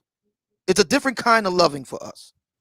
So that's for young people. The conceit with the black love machine, and you know what I'm talking about because you have the book. The conceit with the black love machine is that everybody is 25 and will be forever young, to paraphrase Rod Stewart. No. The problem with Steve Harvey's 90-day rule is that it does not take age into account. A woman at 45 is different than a woman at 25. That's just a fact. And so they should be treated accordingly. Now, again, I'm not saying that I won't show you a good time. Sure. I'm not saying that there can't be black women that are attractive in their later ages. Sure. But what I am saying is that we ain't having no babies. We ain't getting married. This is all about fun now. That was the whole point of being older, and in my case, being retired, so you can enjoy life. Well, a lot of enjoyment means busting nuts. That's what a lot of enjoyment of life means. And if you're an older woman and you're supposed to be so raring to go, what's the excuse? If I'm not sexually attractive to you, don't go out with me. But see, I understand the reason why a lot of ladies want to do it. I know why. Because a lot of black women got with sexy guys who ain't either ain't got shit or they ain't gonna spend it on you. See, a lot of black women want the boyfriend experience. I get it. And they never had that. I get it. But see, the only way the boyfriend experience comes out of the old man is if you giving me the girlfriend experience. A fair exchange is no robbery. I think we got a lady in the chat saying fun can't pay my bills. But you're talking about Obsidian. Obsidian is about men having their money right and paying 100. You're talking to Obsidian about that 100% life, paying 100% of the bills. So you barking up the wrong tree with that one. What you talking to Obsidian? Yeah. So I mean, my position is a lot of sisters have gotten with guys who may have been. I'm not here to dispute the fact that they may have been great in bed, but they weren't good at anything else, and they want to try to recapture that boyfriend experience. I'm with Kevin 100% on this. I'm not here to knock women for what they want. I have no problem with what they want. They have a right to want whatever they want. My question becomes, do they have what it takes to get it? That's the question. The question isn't what they want. The question is, do they have what it takes to get it? See, in my case, I have what it takes to get what I want. It'll happen. The question is, will it happen with you? People that know me, and people that know me and know me well, they know I have a never say die attitude. I will pursue something for years if need be. The old man always gets his man, or in this case, woman. Silent Lamont says, I need the panties after the first handshake. Shout out to Silent Lamont. Appreciate the super chats. And Appreciate everybody who coming through. And hold on, real quick. I haven't even said to anybody to get the likes up. Y'all make sure y'all get the likes up. We got 327 people in the building, only 169 on the likes. We should definitely be over 200. No reason why we shouldn't shoot right up to 200 right now. One thing I want to get into, because I like this. I like this what it says here. When after you got the date book, send the itinerary, it goes something along the lines of, good morning, Alice. You are cordially invited to join me for dinner at whatever the restaurant is. Here's what we'll do. Number one, it says we have reservations at whatever's for 7 p.m. I'll pick you up at 6:30. Dinner at whatever's, insert place, at 7 p.m. After dinner and drinks at insert place at 8:30. Number 4, back to my place for some seriously freaky sex, 9:30. Number 5, you're back home sometime between midnight and next morning. Please RSVP at your earliest convenience. Thanks, Mumia Obsidian Ali. What I actually want to happen is somebody who's still out there to actually do that. After you got the date booked, send the actual itinerary and clip, copy, and paste the response. That would be a fun thing to do with this. Yeah. I mean, nobody will be doxxed. Names could be blurred out. Somebody listening. Actually give that a shot. I suspect that's going to be happening quite a bit on a pretty big scale pretty soon. Yeah. I think, I want to see what the responses would be to that method, because that is one of the problems that guys have been out there, and I've been out there, and it is a fairly common thing that you get out there on a date with the chick, and then you start trying to facilitate a mood or environment or whatever that's going to lead to some sex, and then she's start pushing back. That's Yeah. a good way to get it known up front. This is what we're going out for, and that's that. And that's the reason I wanted to focus on that, because like I said, I never viewed you as a dating coach who gave dating advice. You just more so gave analysis of the larger picture of the dating and mating game in Black America. But that is one thing that's kind of unique in terms of actual advice. Getting an itinerary, putting it in there that sex is on the menu on the itinerary, and you got to agree to it going forward. That way it's agreed upon going forward in writing via itinerary before you go out. That is, you have to ask yourself a question though. And this is, I mean, although to be fair, this is not a phenomenon that is unique to Black America, but it does have a unique kind of spin on it for various reasons. You have to ask yourself this question. And again, I'm aiming this at Black women in the mid to late 30s and beyond. Why are you going out with a man that you're not sexually attracted to? Why? To dinner horn. Yeah. Now, my thinking is this. You put I put my cards on the table, you put yours on the table. Because see, I have no problem with a sister that wants me to show her a good time because I'm a successful guy and I can afford to do that. But she's not sexually attracted to me. In which case, we switch things up. Okay, so what's in it for me? What can you give me non-sexually that I can't give myself? Because that is what this is about. See, a lot of Black women don't know businessmen. They know pookies, they know fuck boys, they know pretty boys, they may know some, B-list or C-list entertainers. They don't know businessmen. That was the point that Kevin Samuels proved with Miss Average at Best. She doesn't know businessmen. Mm-hmm. I am a businessman. I think like a businessman. I dress like a businessman. I move like a businessman. You have to offer me something for something. So if sex is off the table, good. Now what? What do you have to offer me? Mm-hmm. And the answer for the vast majority of Black women is nothing. You want to know the reason why a lot of guys treat you the way that you do, ladies? Because you have nothing else to offer other than sex. And that's the only assumption that it's actually good. Because another little dirty secret is that a lot of Black women think that they're just awesome in bed. I'm here to tell you, the vast majority of you are not. You're average at best. All right, UFO Kamikaze. We have to acknowledge on behalf of the man delegation that you're a goddamn lie. If you're out dating in this modern world and you say you've never been flaked on, like dude, that if you out dating today and you've never been flaked on, then you're not out dating today. Like, that's, I hate the term, but that's all cap. If you say a chick has never flaked on you, like, come on, man. Yeah. Don't just come in here with nonsense. They change their mind like the damn wind. Like, cut it out. Cut it out. Even Alpha Male Strategies talked about, and he said he has a really, really high close rate. I forgot what the exact numbers was, but he said he's got it up to where he has a really, really high close rate. But even he says that and I do address flaking in the Book of Obsidian Volume 2. And I had a famous incident where a lady flaked on me. I'm not going to mention any name. But a lady flaked on me. She's a real dingbat, though. I mean, cute as hell, but a real dingbat. She flaked on me, and the way that I treated her was, a shout out to Iceberg Slim. Let's just put it that way. Huh? A lot of people gonna go read that pretty far.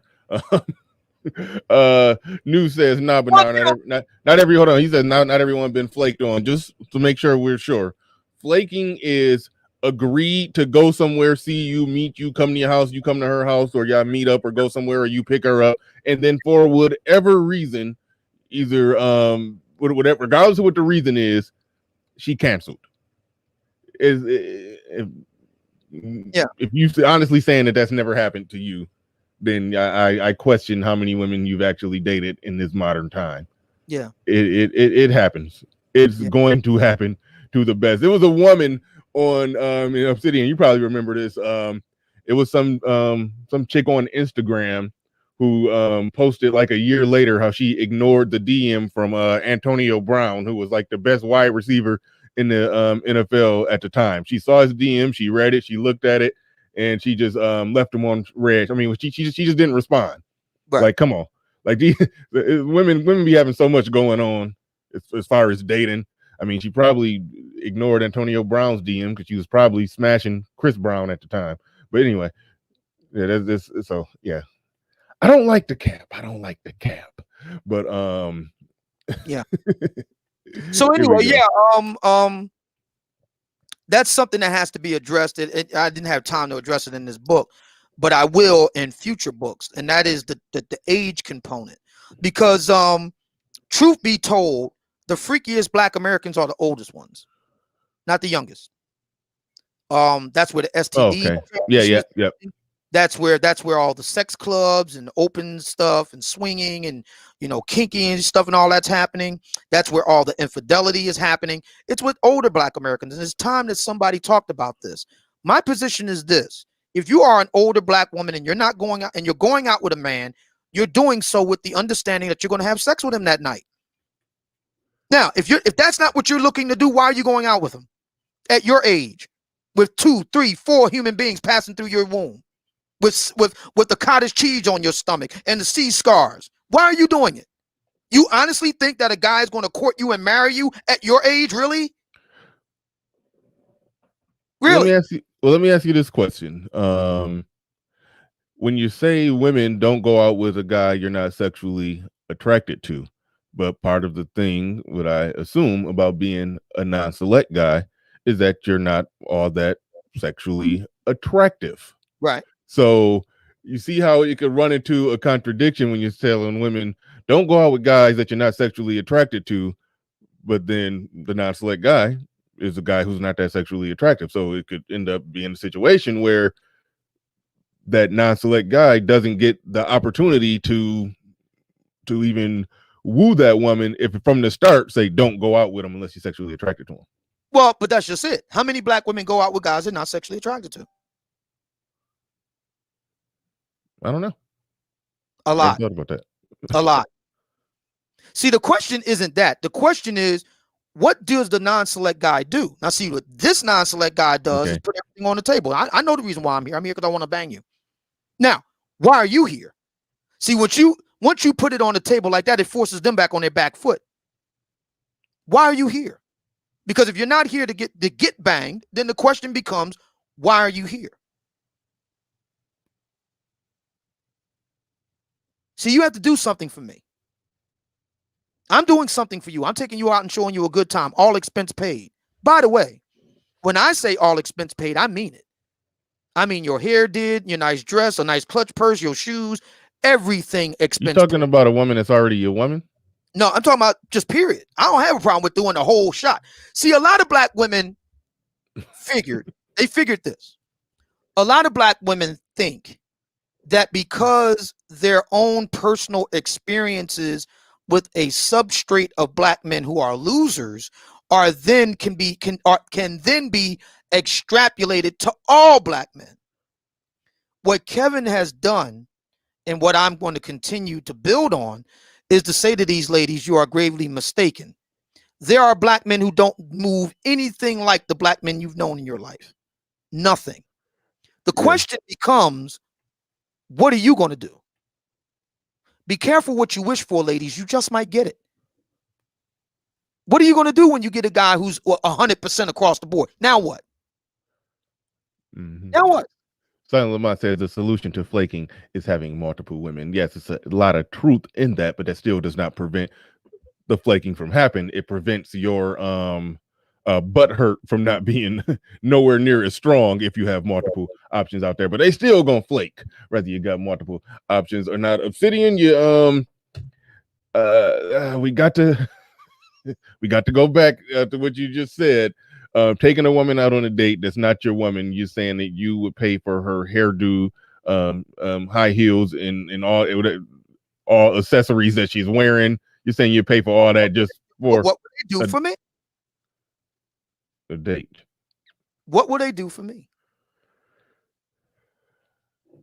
The Mac the Trucker, you said you sent a super chat and I missed it. I had to go dig it up through the analytics. That one, I'm just gonna be honest.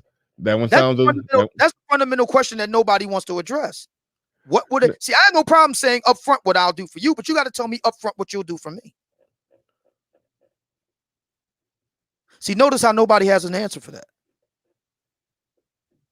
I'll tell you up front in detail what I'll do for you, but you have to tell me up front and in detail what you do for me. Do you feel like that's the game some non-select guys got to play in terms of doing all of that? Non-select guys don't have to do anything, including me. Nobody's putting a gun to my head and making me do anything. Let's try this again.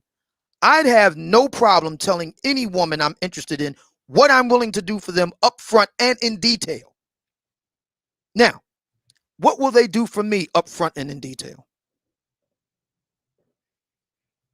Well, if you get their hair done and buy their dress and high heels for the date, they better do a whole damn lot by the end of the night. I'll tell you. But I need to be told up front and in detail. Yeah. She had to be doing a whole lot and bringing a friend. If you're a black woman that's older and you can't even tell a man what you plan to do up front, why are we here? See, my thinking is this. If I got to go through all of these, we just talked about flakes. Flakes are young women. But see, in black America, because black women don't have any pressure on them to grow up, you got black women that are my age still trying to flake on guys. See, the problem with this, if I got to deal with flakes, and flakes meaning hot young chippies, then I'll go and do that. That's the cost of doing business. I'm not going to get with a middle-aged black woman who still thinks that she's still back in 1998 circa Love Jones. You know why we're here. If you can't even say it, why are you here? You can't even say it. Why are you here? Mm-hmm. The Mac the Trucker with the super chat. He says, even twos and fews flake. Stop it. Thank you for the super chat. Appreciate that. Pablo says, Grant Hill tried to hit on a friend of mine in college. She shot him down. Wow. Oh, and another thing for the older ladies. Again, 36 and up. Another thing for the older ladies. We bang first and talk about everything else afterward. Mm-hmm. We bang first and then we talk about everything else afterward. I don't do anything until I get a commitment. I don't do anything until I see you, giving the appropriate propitiations to the black monolith in front of my big ass mirror. You need to watch yourself do it, because I'm a freak like that. Successful men usually are. So if you can't do that up front, off rip, we can't talk about any kind of commitment. We bang first and then we talk. Mm-hmm. Kevin Samuels was actually touching on that last night. It was titled something along the lines, "Are you worth the wait?" He had the that chick that looked like I forgot the cartoon character that she looked like, but it was funny as hell. They was calling her Canada Dry because she was from Canada and she was trying to date a guy without sex, and then they broke up and she still wanted him to do all the non sexual stuff after the fact, and she was not giving him she had a dry vagina, so Canada Dry. But that was a joke. But anyway, she yeah, I saw it. Yeah, I was half asleep, but yeah, I saw it. Yeah, but what was getting unearthed on there, and something that I've always thought, is that the chicks who are talking about, I need to get to know you, need to have a connection, are a lot of times saying, I need to be connected to the way you do them back shots. Yeah. Let's get that connection going. Yeah, a lot of time you can put your caboose on my hitch and we can watch it in the mirror and then we can talk afterward. A lot of times, and I'm focusing this on older women. What you need to understand is that a relationship has very little to do with sex. That's a completely separate issue. Mm-hmm. Your ability to be in a successful relationship will have very little to do with sex. It's very possible for me to want to bang the crap out of a woman and then want to get rid of her ass as soon as I get finished busting the nut, because I can't stand her after that. And this shouldn't come as any great shock or surprise to black Americans at large, because that's the default setting of mating in black America, which is hate effing. It's very possible for you to have a woman that you love banging and that's just it. And you can't stand the sound of her voice, Cynthia G. You can't stand the way that she does other things. You just want to get rid of her. So your ability to have a relationship has nothing to do with sex. Nothing. Nothing. That's about your ability to be subservient. Your ability to be willing to serve a man. That's what that has to do with. And let's be honest, most older black women are horrible in that respect. Prove me wrong. Like I said, I have no problem telling any woman what I'm willing to do for them up front and in detail. Now, what will you do for me? Mr. Shane Vicious in the building super chat. He says you need to smash before you roll out the red carpet. What you're doing is wasted and inefficient. Tricking. Was he addressing me? I believe he's addressing you. I've never done anything like that. You can't be a successful businessman if you're wasting resources and being inefficient. You're not going to be in business very long, let alone successful. So the woman who's that you get her hair did before the date. I said I will be willing to tell them what I'm willing to do up front and in detail. Now, what are they willing to do for me? So whatever that thing is that you do, you make sure that it's known that the end result of it is going to be what you want. In other words, I think that's. And if it's not, then what do they have to, and if it's not, then what do they have to offer in lieu of sex? Okay, you don't want to answer. Okay, great. So what do you have to offer that I can actually use? Because I need to be able to use you. If I can't use you, what good are you? This is not a charity. I like what DeMac the trucker said right there. Oh man, paying for the outfit and the hairdo. That sounds like the movie Pretty Woman. Oh wow, he figured it out. That's what's up. So look how nobody answers the question. What are you willing to do for me? See, we all keep dancing around this. I just want to see somebody say it. The answer is nothing. Nothing. Which is the reason why so many older black women wind up where they are. Because they have nothing to offer. Terrence B in the building with the super chat. I'm going to be doing some content on the discussion we had the other day. That was wild.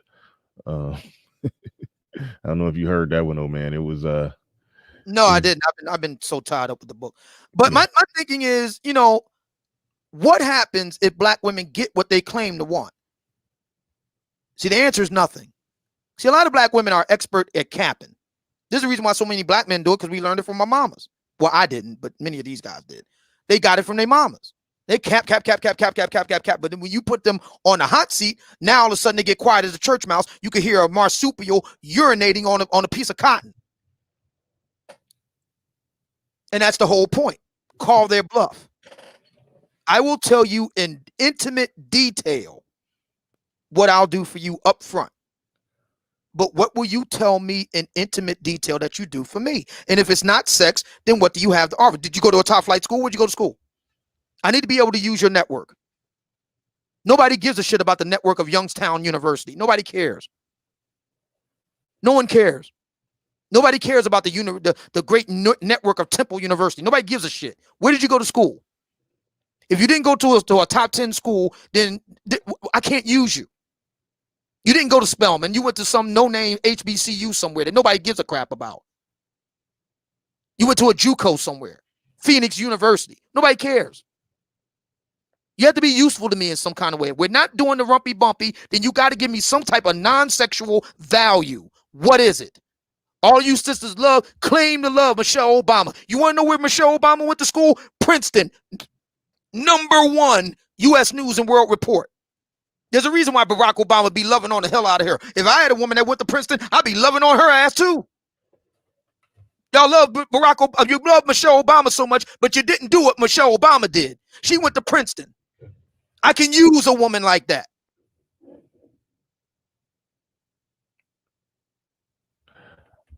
The socialite is saying what would like Obsidian. I think that's a she. Maybe that's a she is saying that what kind of woman, what type of woman would like Obsidian. I think that's what's trying to be said. The kind that like success. That's the kind that likes success. Uh-huh. You just talked about using a woman's network. Chapter 31, you talked about the importance of a man having a social network. You better believe it. Yep. You So better believe it. let's elaborate and expand on that, because, well, one of the stereotypes of a non-select guy is that some of them are anti-social, that they're not really, out there moving and shaking, so to speak. That's one of the stereotypes of it. So when you talk about building that social network, explain the importance of that. Pardon? Explain my importance of what now? The importance of having a strong, solid social network. Oh yeah, gentlemen, all gentlemen do. How you gonna be a gentleman and you're an army of one? How you gonna be a gentleman and you're like, an antisocial recluse? Gentlemen are in part social. It's a social exercise. So you know a lot of guys that are also gentlemen. People that can get things done. I've put myself in a position to where I'm at a point now where I don't even need to step outside of my network to get things done. You can build a network and you can join other networks. I've done both. So whatever it is I need to get done, I know somebody in my little Rolodex that I can just call up and say, okay, let me get this done. And if I don't know them directly, I'm within the 6 degrees of separation. Usually with me, it's like 3 people or less. It's not even 6. It's 3 people or less to get what I need to get done. If you're a brother and you don't have a network, build one. Become part of one. And they have to be not just any old guys. They have to be guys that can actually do something for you. And you have to be able to do something for them. Mm-hmm. Sir Tice says, now, old man, you're off the rails. How can you be little schools and you're not a graduate of these? Why are you bashing what everybody thinks as the criteria? Because I can. You're 100% correct. I never went to college. So what? I'm successful. I can make the rules. That's part of the perks of being a successful man. You can make your own rules. Terrence B says, I'm off work on Wednesday if you want details. No, I just want to take the information that I have available and just get on my soapbox and judge you and throw stones. No, just play. But no, that was an interesting conversation, man. You gotta you clearly you fall in love too fast. It was a wild one. It was a wild one. All right. Let's see. If someone has specific questions, we're going to try to keep this focused on the Book of Obsidian. If someone has specific questions about the Book of Obsidian or Obsidian's well, I can tell you what is going on. A lot of guys in the chat room are kind of perturbed at my flippant response to a question about not being a graduate of a school and this and that. It is flippant. It is, but it's also true. Successful men get to make their own rules. They can be as arbitrary as they like. That's just the reality of life, man. I didn't make the rules. I just play by the rules, and I try to play to them as best I can. Successful men make their own rules. Mm-hmm. I'm not saying you have to like it. I'm not saying you have to agree with it. I'm just simply saying that's the truth. Successful men make their own rules. One of mine is, if you're going to be useful to me as a woman, you have to go to a school that matters. Princeton matters. Northwestern matters. Stanford matters. Duke matters. Well, you said that if the sex isn't going to be the biggest important part, you want to be able to use them for something else. You want to be able to use their network and everything. All right. What if she's in terms of the hotness and the busting it wide open and all of that? What if she's definitely on point when it comes to all of that? Do you care then about her network? Well, we're assuming that she has both. Your question presumes that she has both. So are you saying? Well, no. My question, no. I'm saying if she doesn't have the network that you're talking about for business, it's just a strictly sexual relationship, and we just leave it at that. But your question, your original question was whether or not the woman in question would be sexually attracted to a non-select guy. And my response to that was, okay, so let's assume that's true. Then what else does she have to offer?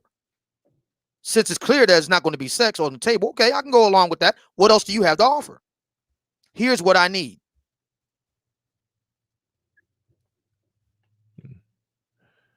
There's a question from Candid. Says, is there anything you left out of the book? I think we know the answer to that one. I left a whole lot out. As a matter of fact, I make that clear in the very beginning of the book.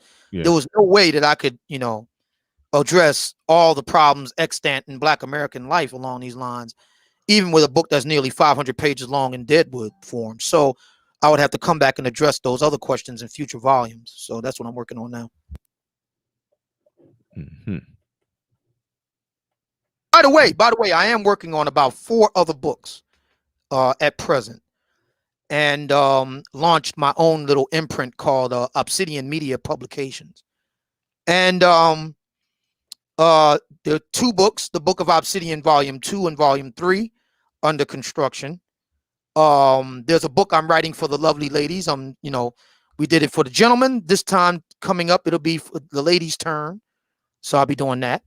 And then I have a book on heightism and dating that I'm working on. So I got 4, and I have about maybe 5 other books, ideas in my head and written down that I haven't actually started working on yet. I have some other compilations, anthologies that I have that I'm working on.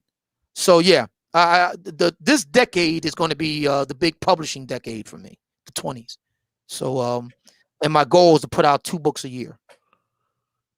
Mm-hmm. ERX the first with the super chat, he says, respect. Oh man, congratulations on your book. Thank you very much for the super chat. Appreciate that. Now the link is in the chat for those who want to come up and ask questions. We'll probably do one at a time on that for people who want to come up and ask the old man some questions on the book. We ain't flying. Yes, questions are good. We ain't flying all over the place today, but you can come up and have your say. You can definitely come up and have your say while we wait for some potential people to come on up. The 4 ways of power. Let's see, that was chapter 38. 4 ways of power for the non-select guy. We talked about the money aspect of it. It was something else. There was another part that I had highlighted in here that I wanted to pull out, and now I'm losing my because I'm on the wrong chapter. That's why. My bad. 4 ways of power for non-select guy. Yeah.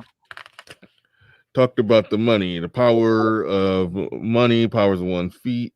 Well, it says the power of one's feet, power of one's wallet, power of one's home, power of one's junk. Yeah. Let's talk. Let's skip down to the 4th one. What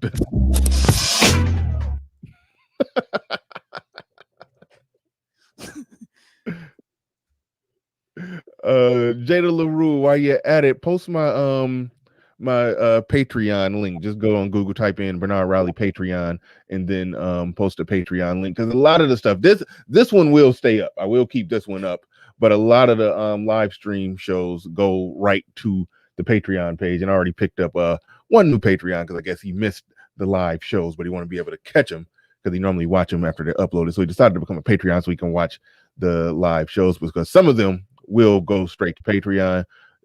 When things get rolling like I wanted to get rolling, the content that will be left up mostly will be the pre-recorded content, and some of the interviews. Like, for example, this one will be left up, but I do want to actually work on the Patreon and have exclusive stuff on the Patreon. I've been talking about doing that. I'm about to finally commit to it. So a lot of the live shows will be exclusive on Patreon. After they go off the air here, they will only be able to be seen on Patreon. So that's how we're going to be doing things. Like, we got Terrence B down in the back chat, but Christopher Ibrahim Muhammad in the building says the old man is the most practical. I think he means the old man is the most practical man in the Black Manosphere. Kevin is the commanding officer, and the old man is the command sergeant major. Sends MO Special Forces Operations Sergeant. Thank you for the super chat. Wow, Appreciate thank that. you. Yeah, that was long, drawn out, well thought out, well written compliment. Thank you very much for the super chat. Appreciate that. Appreciate that. Let's see. We do have Terrence B in the building. What's going on? Welcome to the show. Thank you for coming on up. What questions or comments do you what's have going for the on? old man? What questions or comments do you have for the old man regarding the book? My question is, because not a lot of, congratulations on your book, by the way, Obsidian. It's nice to Thank talk you. to you again. Thank you. Yeah, it's Terrence from North Kakalaki. You're welcome. You're welcome. My question, I have two questions. My first question is, for you to be able to make the decisions and choices you've made with women, how did it finally feel to know that you made it at life? And what point did you realize you have made it? Yeah, that's a good question, because I felt I made it the minute I stepped out of home and was on my own. But so that's a kind of interesting question for me, because I guess it goes all the way back to when I, left home at 18. But I've had other moments along the way. I guess you could say 6 years ago when I struck out and did my own thing in terms of podcasting and stuff like that. That was another milestone. Of course, right now in the current moment is another milestone. So they've been going all the way back since I was 18. Various milestones. Mm-hmm. Your follow-up question? You had another question? My next question, then I got to roll out because I'm at work. My next question, and then I got to run. How much? Not how much. How did it feel to accomplish the book? And how did you feel against the people that were against you, who said he ain't never making this book? He keeps saying that. It feels fantastic. I think the great philosopher Big Daddy Kane said it best. Damn, it feels good to see people up on it.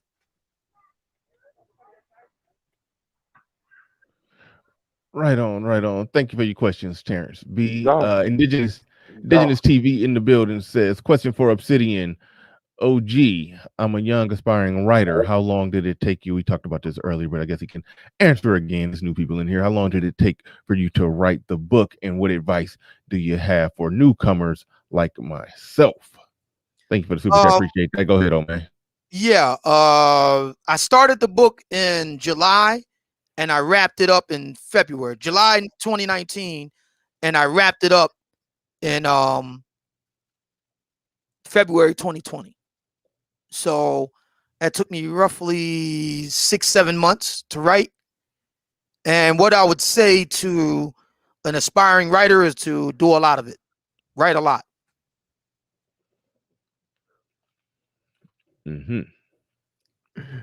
Terrence B did touch on a question. I wasn't going to bring this up, but we got the 2.5 hour mark, so I guess we can go ahead and get in this and talk about the haters that was out there that was saying that this book, regardless of how much you like or dislike Obsidian, is undeniable. This ain't no pamphlet. This is a book. It's legit. Like it's and so the haters that said it ain't never gonna get done is and like what have you been hearing them saying? I haven't heard people responding to it that much, but I know I've seen some streams, some thumbnails. I haven't really dug into any of the conversations about it. But what's been out there? What have they been saying? What's have you been listening to the chatter? What are they saying now? Nothing. It was a little initial chatter after it finally dropped, though. Yeah. Black American life, Black American people, in this case, Black American, because no Black women have said this. Again, this is all Black men. A lot of brothers are cynical. A lot of brothers are fearful. A lot of brothers are spiteful. A lot of brothers are envious. That explains why we continue to have the outcomes that we do. And I knew that the way to break that, or at least as far as I was concerned, break it, is, because black people, both black men and black women, we're very visual people. We don't do abstract concepts very well. So we have to act. This is the reason why you got to cam up. You got to do this, you got to do that. That's a combination of that and a cynicism. Mm-hmm. So I figured that the book had to be big. It had to be big and bold. That's the reason why the title is the way it is.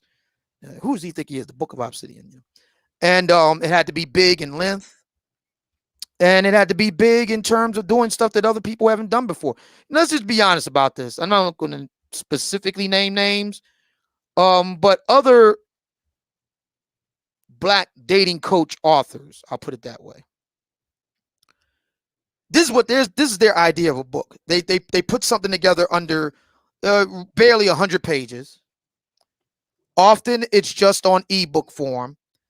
They get it done at a really janky, publishing operation, and they don't promote it.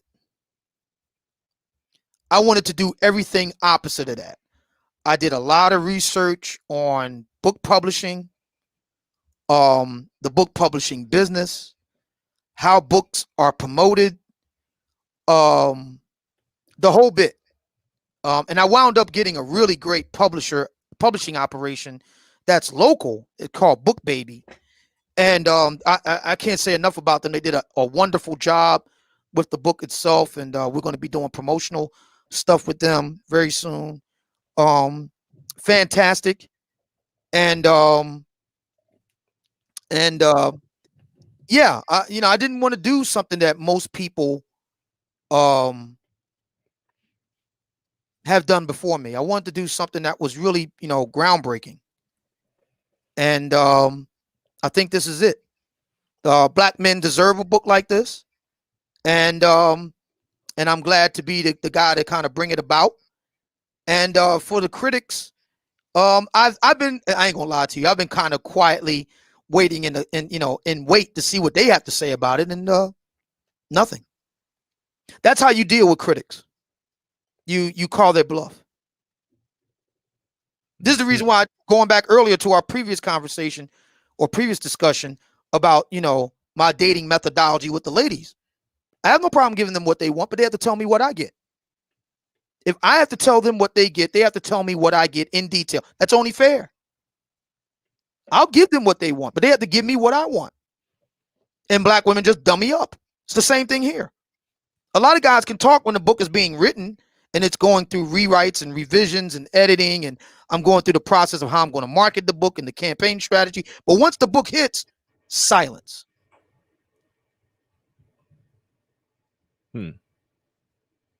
And there's going to be a lot of silence going on around here.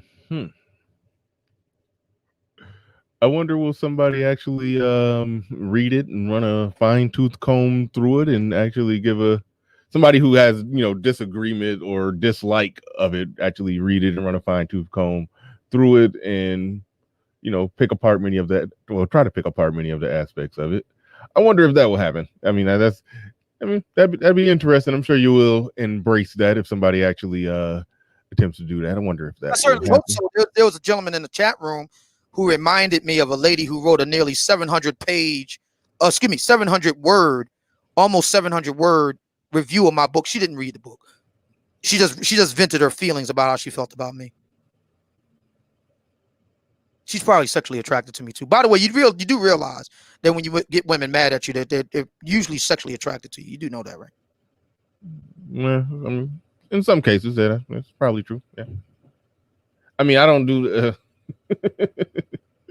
I have my theories, or I shouldn't even say theories. My personal philosophies about angry women. I understand some guys like them feisty. Me and ARC actually was talking about that. Some guys like them feisty so they can see the contrast when they finally having sex with them. But yeah, I get turned off by angry women. So yeah, I don't. That's not that's not my thing. That's not my thing. But Yeah. but yeah, I do understand that is a thing. Some Tommy Sotomayor, who we talked about earlier, was talk about when black women after they fight, they want to have sex. That's this. Oh yeah. So somehow those two emotions it triggers the same parts of the. I don't know. One lead. I don't. That ain't my thing. That ain't my thing. But Little Big Nate says Obsidian. Wasn't there a woman on Amazon that wrote a short story stating the book? Short story stating the book. I saw your community tab on it. Yeah, you know what he's referring to? That's what I was talking about. A woman Okay. that up a nearly 700-word review of my book, which really wasn't a review at all. Right off the rip, she was wrong about who I included and who I didn't in the book, and I found it comical that a sister would be that worked up to write that much of a review on my book. So, thank you. Yeah. Malcolm in the Middle 87 says, "Do the book only speak about how bad it is for non-select guys, or it speaks about how to move forward in the dating world as a non-select guy?" Both. That's the reason why it's divvied up into two sections. Yeah. Oh, thank you, Little Big Nate. Yeah, you threw me off a little bit there. But I got you. Shout out to Silent Lamont. He says Bernard had enough after Ice Cube Traygate. I don't know what the Traygate is. You over my head again, Silent. I don't know what your Ice Cube Traygate. Oh, okay. I got you. Ice Cube. Yeah. Okay. All right. I got you. I see what you did there. But yeah, I do hope for a serious review of the book by honest critics. We'll see if they have the chops to do it. We'll see. Okay. I do like this question. By the way, if you get the book on Amazon, do me a huge solid. Leave me a honest review. Don't, if you really didn't like it, let me know. If you loved it, let me know. If you thought it was okay, let me know. Please let me know. That the only I'll go ahead and let this slip right now. The only reason why I even bothered with Amazon is for the reviews. Amazon is like, the next best thing to the New York Times in terms of that. So that's the only reason why. But otherwise, I just would have stuck with BookBaby because they do an excellent job of doing all this on their own. But Amazon matters in our world, so that's the only reason why I posted it over there. So if you get a ebook version, the paperback will be available late next month, so you can put in pre-orders for it. I prefer you go through BookBaby because it's a local business and I make more money. But if you want to go through Amazon and you want to get the Kindle, you can do that. Just do me a solid and leave a review. It's available worldwide. Barnes and Noble, Kobo, you name it. Books A Million, Scribed. It's available worldwide. So. Oh yeah, a little bit. Nate definitely can come up. Come on up. Come on. Let's go. But no, the link in the chat. Anybody want to come up with particular questions for Obsidian regarding the book? Questions or comments regarding the book? Whether you're people are asking, listed on Goodreads, I believe it is. The audio book, I'm working on it. I was just about to ask you, what's the outside projected date on having the audio book done? To be announced. TB. Okay. Fair enough. We got a next contestant of The Price is Right. Silent Lamont in the building. What's going on? Welcome to the show. What's your question or comment for Obsidian regarding the Book of Obsidian? What's good, man? Congratulations on your book, bro. Real talk. That's some stuff. That's a good looking book too, man. I like the just the black with the red. I mean, it's just a good looking book, bro. Yeah. And by the way, I saw that review a few when I was looking at your book on Amazon. Yeah. And I was like, damn, she mad hurt. You know what's interesting about that lady reviewer, and we just talked about sex a bit. Go back and look through her reviews. You'll see what I'm talking about. She's quite frustrated. You'll see what I'm talking about. I did want to I'm gonna just make this quick comment. Maybe this is just a topic of discussion, or not, but it does concern me just a little, because I'm all about getting the money. I'm all about brothers being their best self. What I'm not about is that you got to be rich in order to get a decent, attractive woman. I can't fly with that just because. You have third world women who could be loyal to niggas selling oranges on the side of the road. Every other man can just be normal and get a decent woman, bro. Like you shouldn't have to be super nigga just to get a regular ass woman, man. But to me, I mean, a little bit, it's almost like the high value conversation is more. It's really just becoming the bag that the women are trying to finesse, if you will, because it sounds like it's really the same get the bag conversation. It's just, well, we're proud to be the bag. But I mean, we have too many examples that even men who have bags, the women are finessing. I mean, there's nothing in our modicum of thinking, entertainment, real world that says, hey, if you get the bag and you become that nigga, I mean, you just gonna get Dr. Dre. I mean, at this point, I mean, I hate to say this, but I mean, why shouldn't niggas just buy a vagina at this point? I mean, if the litmus test is you got to make $100,000, I mean, you might as well just buy a vagina then at that point, right? Because I mean, that's what you're doing. Is that a question? Question in the statement, I guess. It was more of just a theory for conversation, I guess. Yeah. I mean, I wouldn't want to.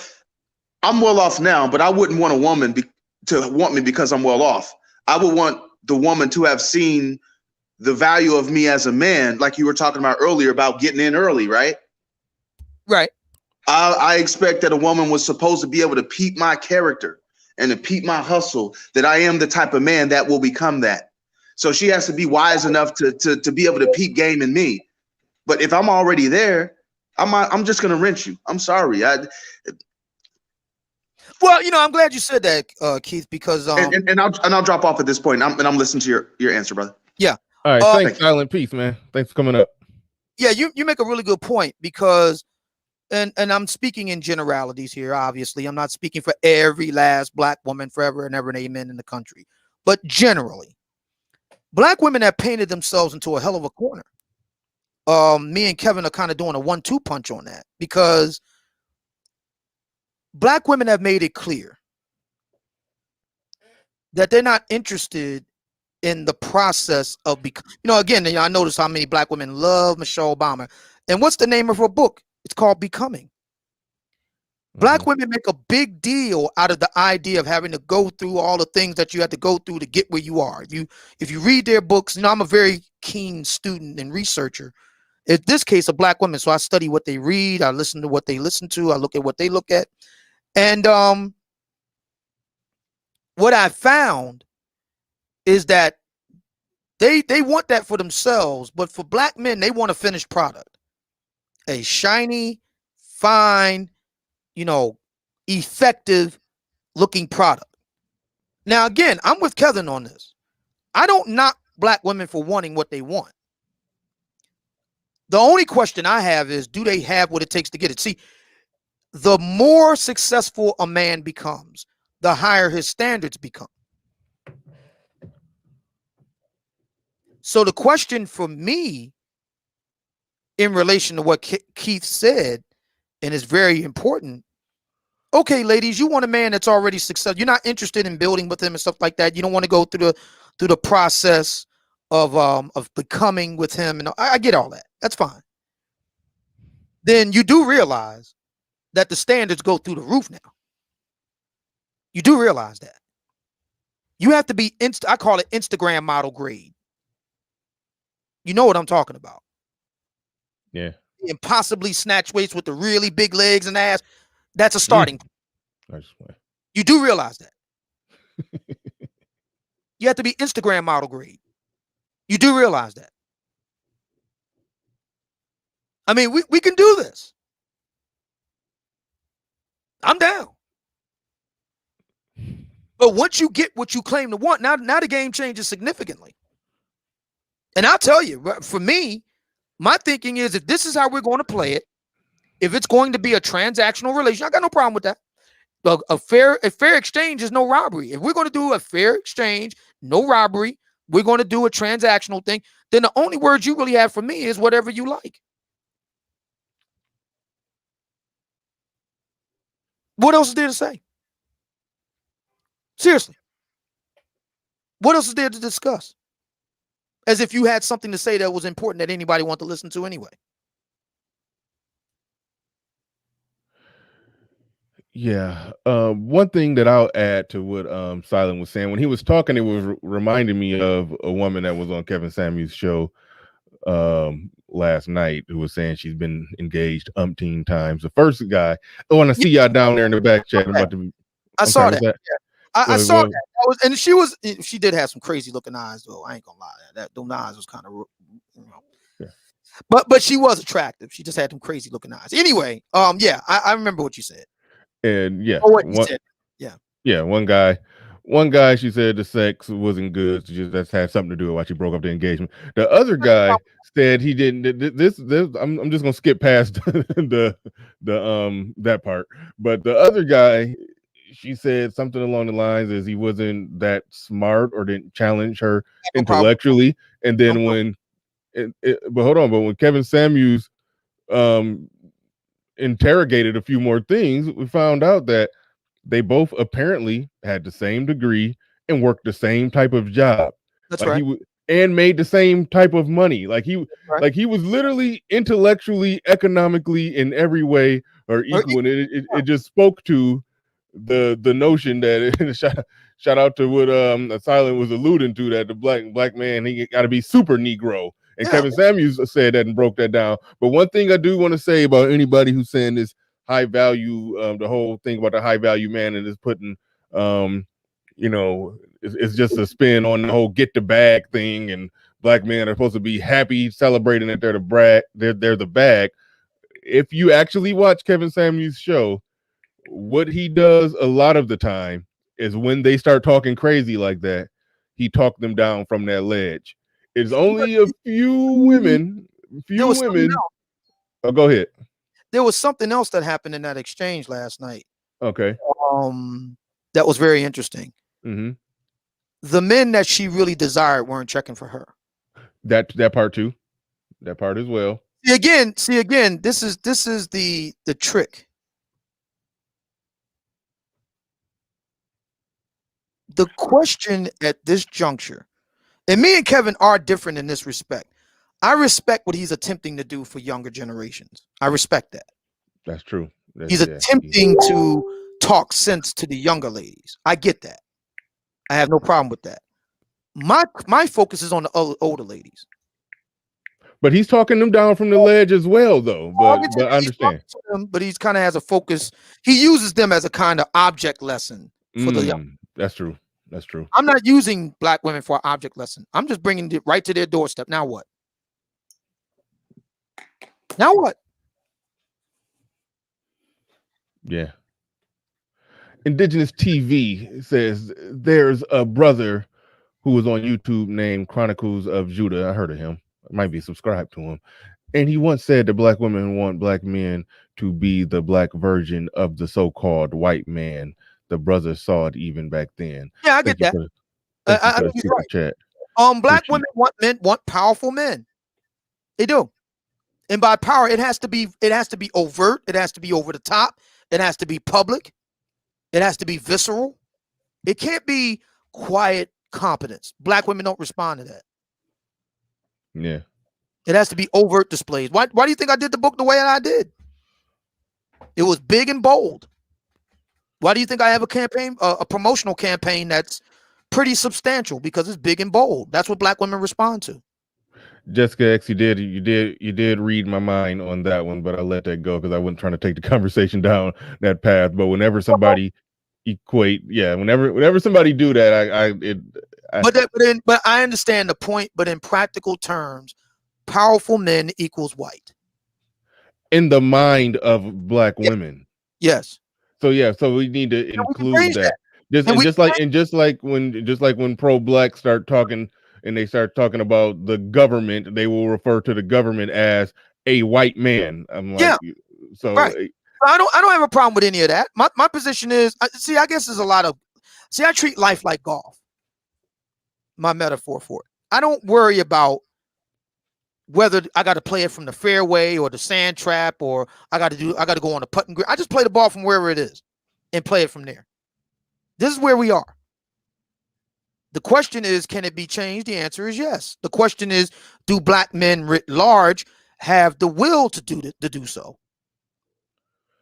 yeah, but if the thing that we're changing is delusional ideas in the mind of people, then it's effective to point out that they're being delusional. But yes, there are some things that black men do need to change and work on, but not dancing to the beat of their delusional drum, hitting all the wrong. So yeah, that I want to make sure we're not doing that. What do you mean? What do you mean dancing to the delusion? I don't understand what you mean.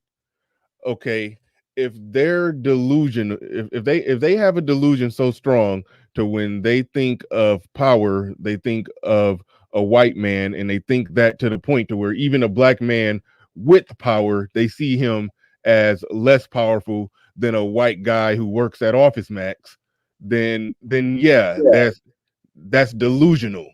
That's Okay, extremely delusional. so the question now isn't a question of white men being synonymous with power. The question now becomes a question of the black woman in question just having a preference for white guys no matter what they do. I'm okay with that. Yeah, you know what? Me too. But I just want to point out. Hold on, real quick. I'm okay with that too. But I just want to point out the lack of logic in with the wigged one saying something. You were reading my mind. I was just about to bring her up. Now listen, she said. Listen carefully. She said a broke, dingy, dusty Domino's pizza delivery boy who's white has more power than Robert Smith. Like those are the words that come out of their mouth. Listen very carefully what I'm about to say here. All right. This is very important. Okay, so we're heading into the spring of 2021. Mm-hmm. Okay.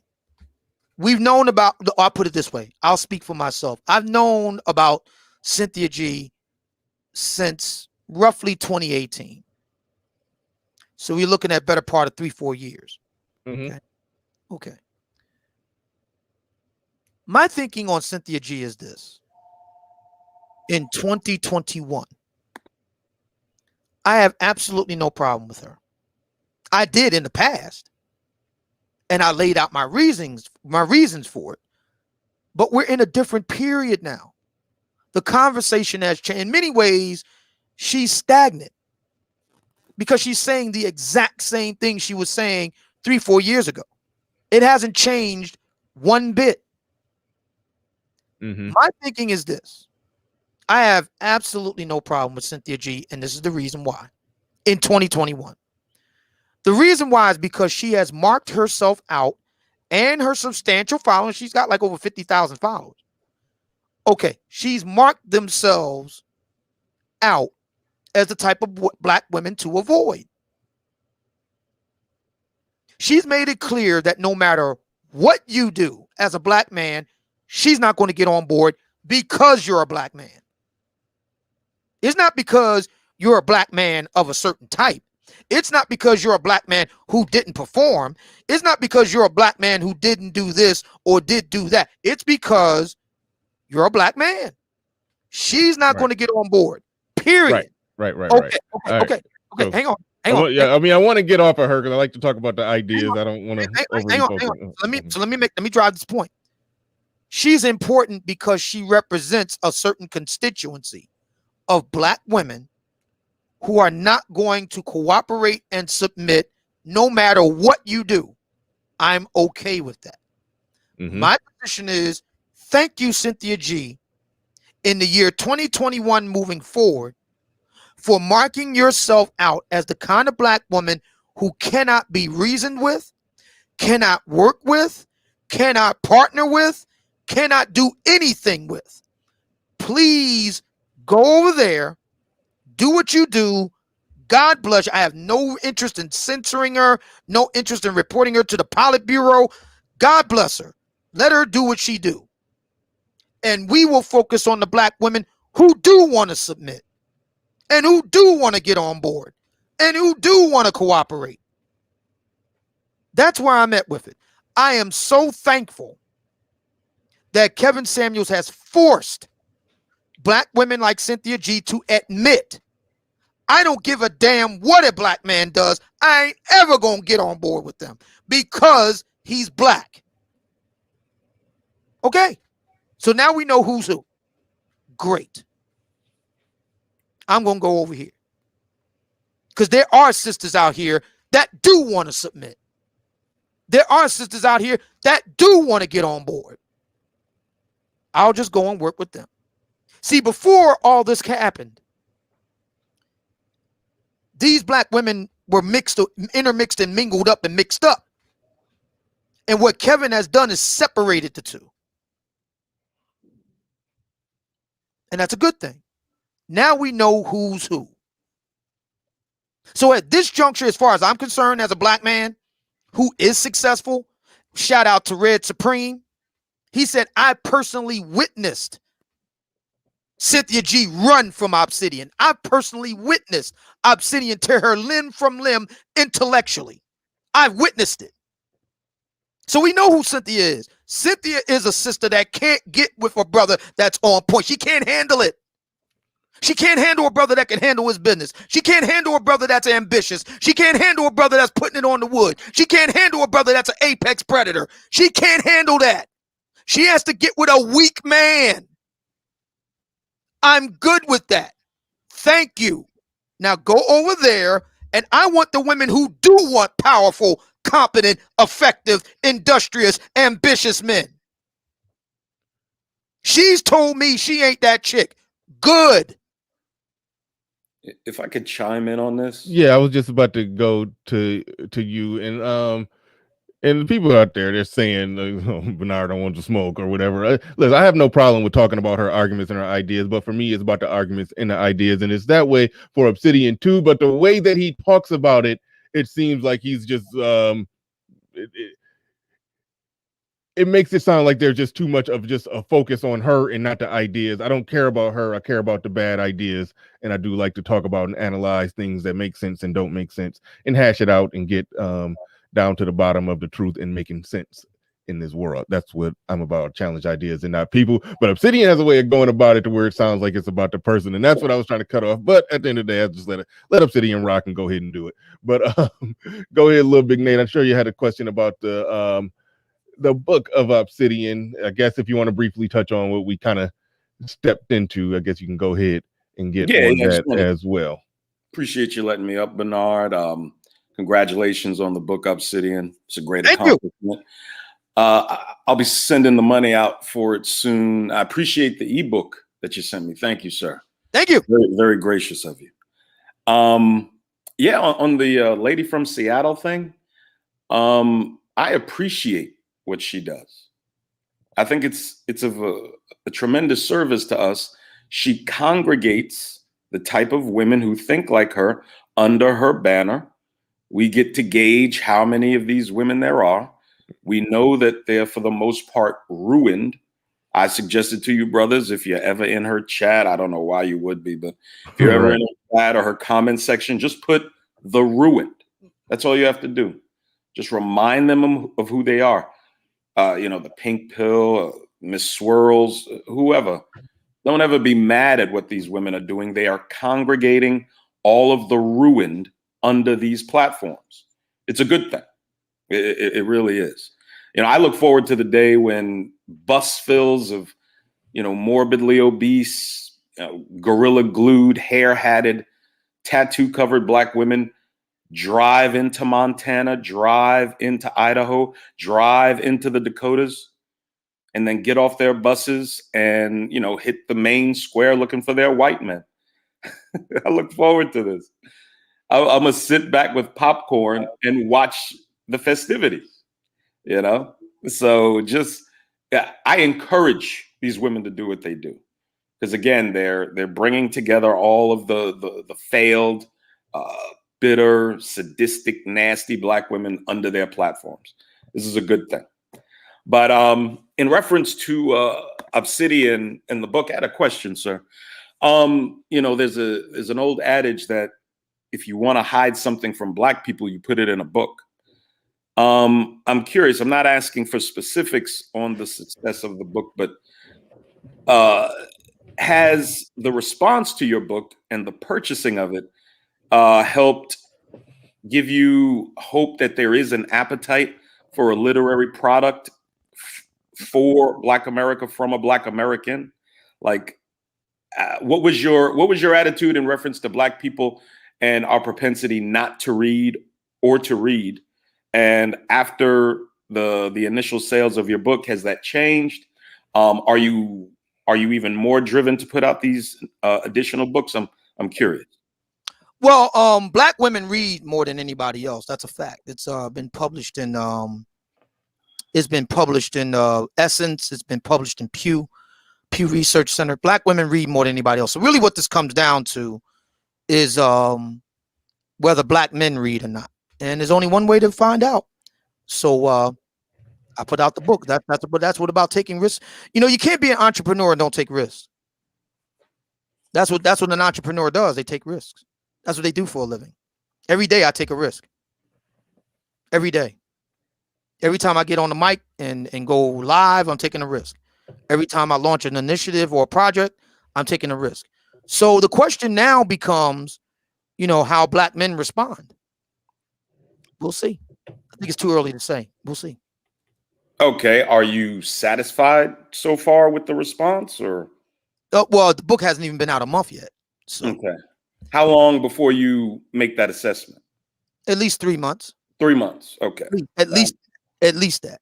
Gotcha. Interesting. Preferably be more on the order of 6 months to a year, but at least 6 months. At least 3 months, and then we can get some sense of where things are going. But I just want to remind everybody that head on over, for those who have read the book, head on over to Amazon and give me a review. It's very important. Whatever you think. Well, you know, I would say to the public, you know, this is an opportunity to take that old adage and prove it false. You know, it's 450 pages, you said? Roughly, yeah. Wow, man. Yeah. I did that on purpose. For what reason? Because I didn't like all the books, and I'm going to say any names, but all the books out there that are extant, written by Black men for Black men. I didn't like that they all look like little, you know, flimsy pamphlets. So I decided to do something about it. Yeah, go ahead.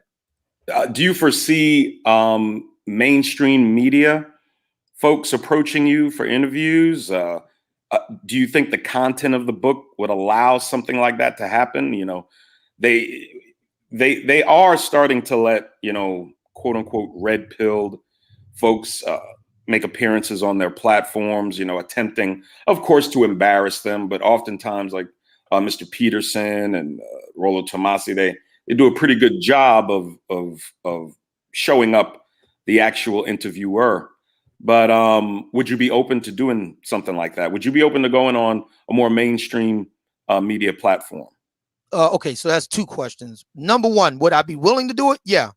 Number two, let me see. Number two is when I got into all of this, I never thought about mainstream anything. I always thought that I was the change that I was waiting for.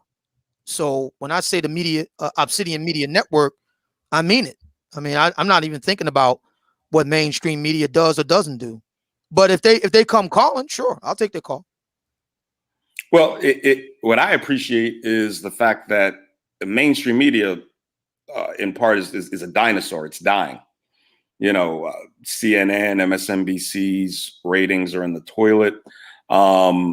It's the citizen journalists that now, you know, across YouTube and other social media platforms that oftentimes have a larger viewership on the internet than those major media conglomerates. So, you know, that's where I think we should be putting our focus. But good deal, man.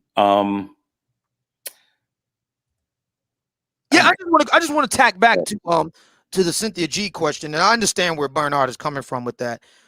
Very important for people to remember. I'm not talking about people so far as I'm talking about what they represent. In our social media age, people are kind of like avatars and symbols of what they mean to other people. Cynthia G is a type of black woman. And now we know what that type of black woman is. It's been clearly defined now, thanks to Kevin, to a smaller extent, thanks to me and others. We now know clearly what that type of black woman is. Cynthia G is the type of black woman that will not get on board with a black man no matter what they do. As a matter of fact, the more competent, the more assertive, the more intelligent, the more well-spoken, the more accomplished you are as a black man, the less she will respect you. Well, unfortunately, that's true of Cynthia a G lot is of black woman. Cynthia G is the type of black woman that thrives around lesser black men, less intelligent, less articulate, less ambitious, less directed, less focused, less industrious, just less across the board. We've always seen people like this. It's nothing new. But what is new is that it's never been so sharply defined. A lot of things in Black American life have been muddled. I think part of the reason is because it's on purpose.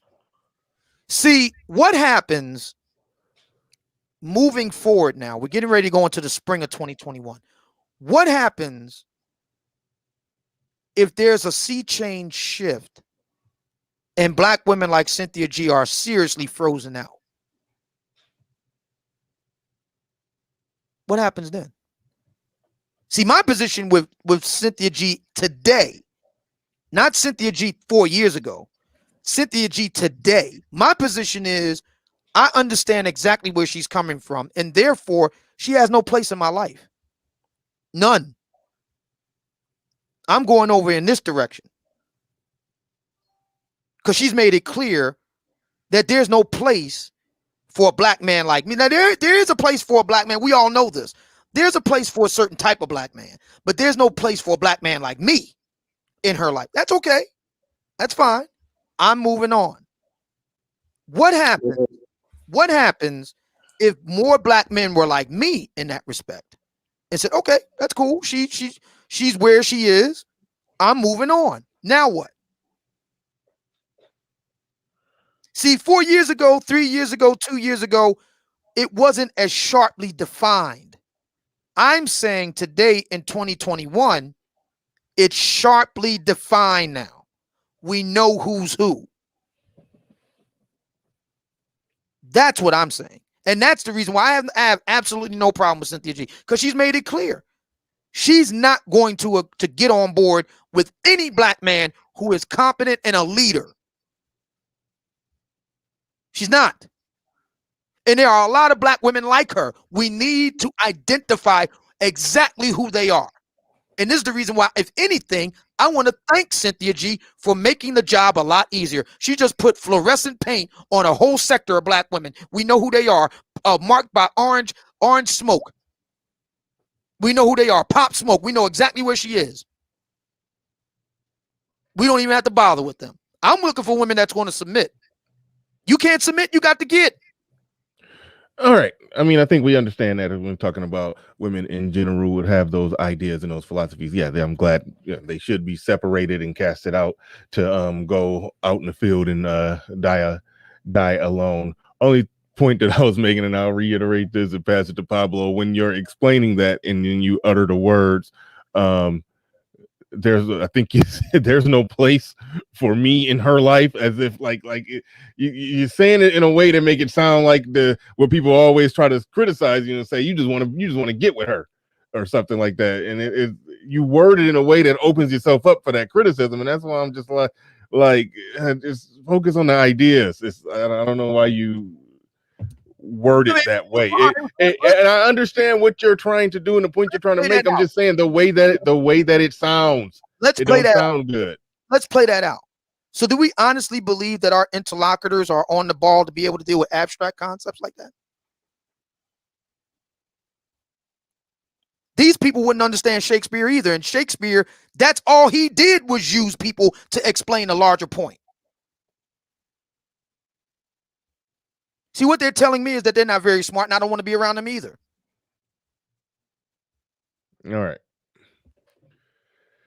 Okay. All right. Gotcha. Sir Tice says, qualified that women read more fiction, was referring to black women read more than anybody else. Thank you for that, Sir Tice. Appreciate the super chat and that clarification. But we got my man Pablo in the building. Go ahead. You got the floor. You got the mic. Thanks for coming on up.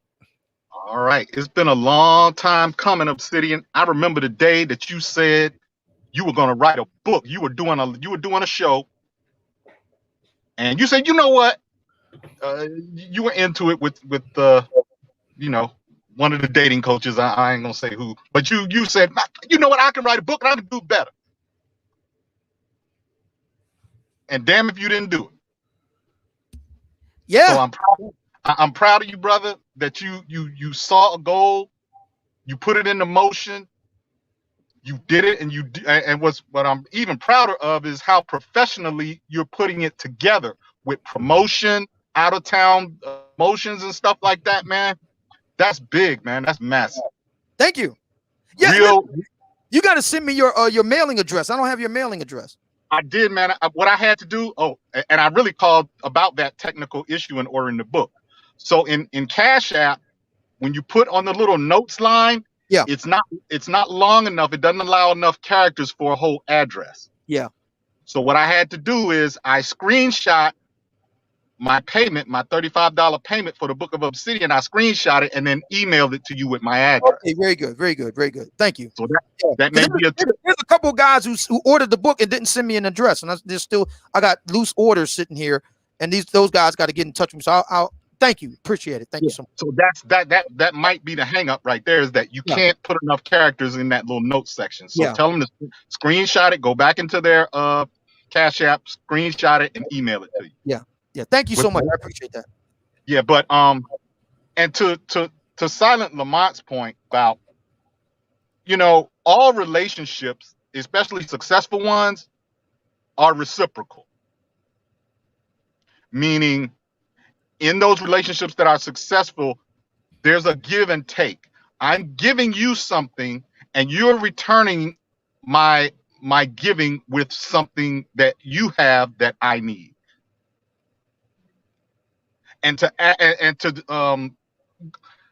go in it with the Pollyannish idea that, I just want to be loved, brother, that ain't gonna cut it. Because eventually that lovey-dovey, warmsy feeling, to take it from a man that's been married now for 5 years, that shit comes and goes. After that, it's gonna be okay. We have duties, we have agreements, we have commitments that we've made. Fuck the feelings. A man saying I want to be loved. Ugh. The feelings come and go. What we have that remains is the commitments. So you can't go into it with some woman that's just going on and on about how much she loved you, because that shit can change. Yeah.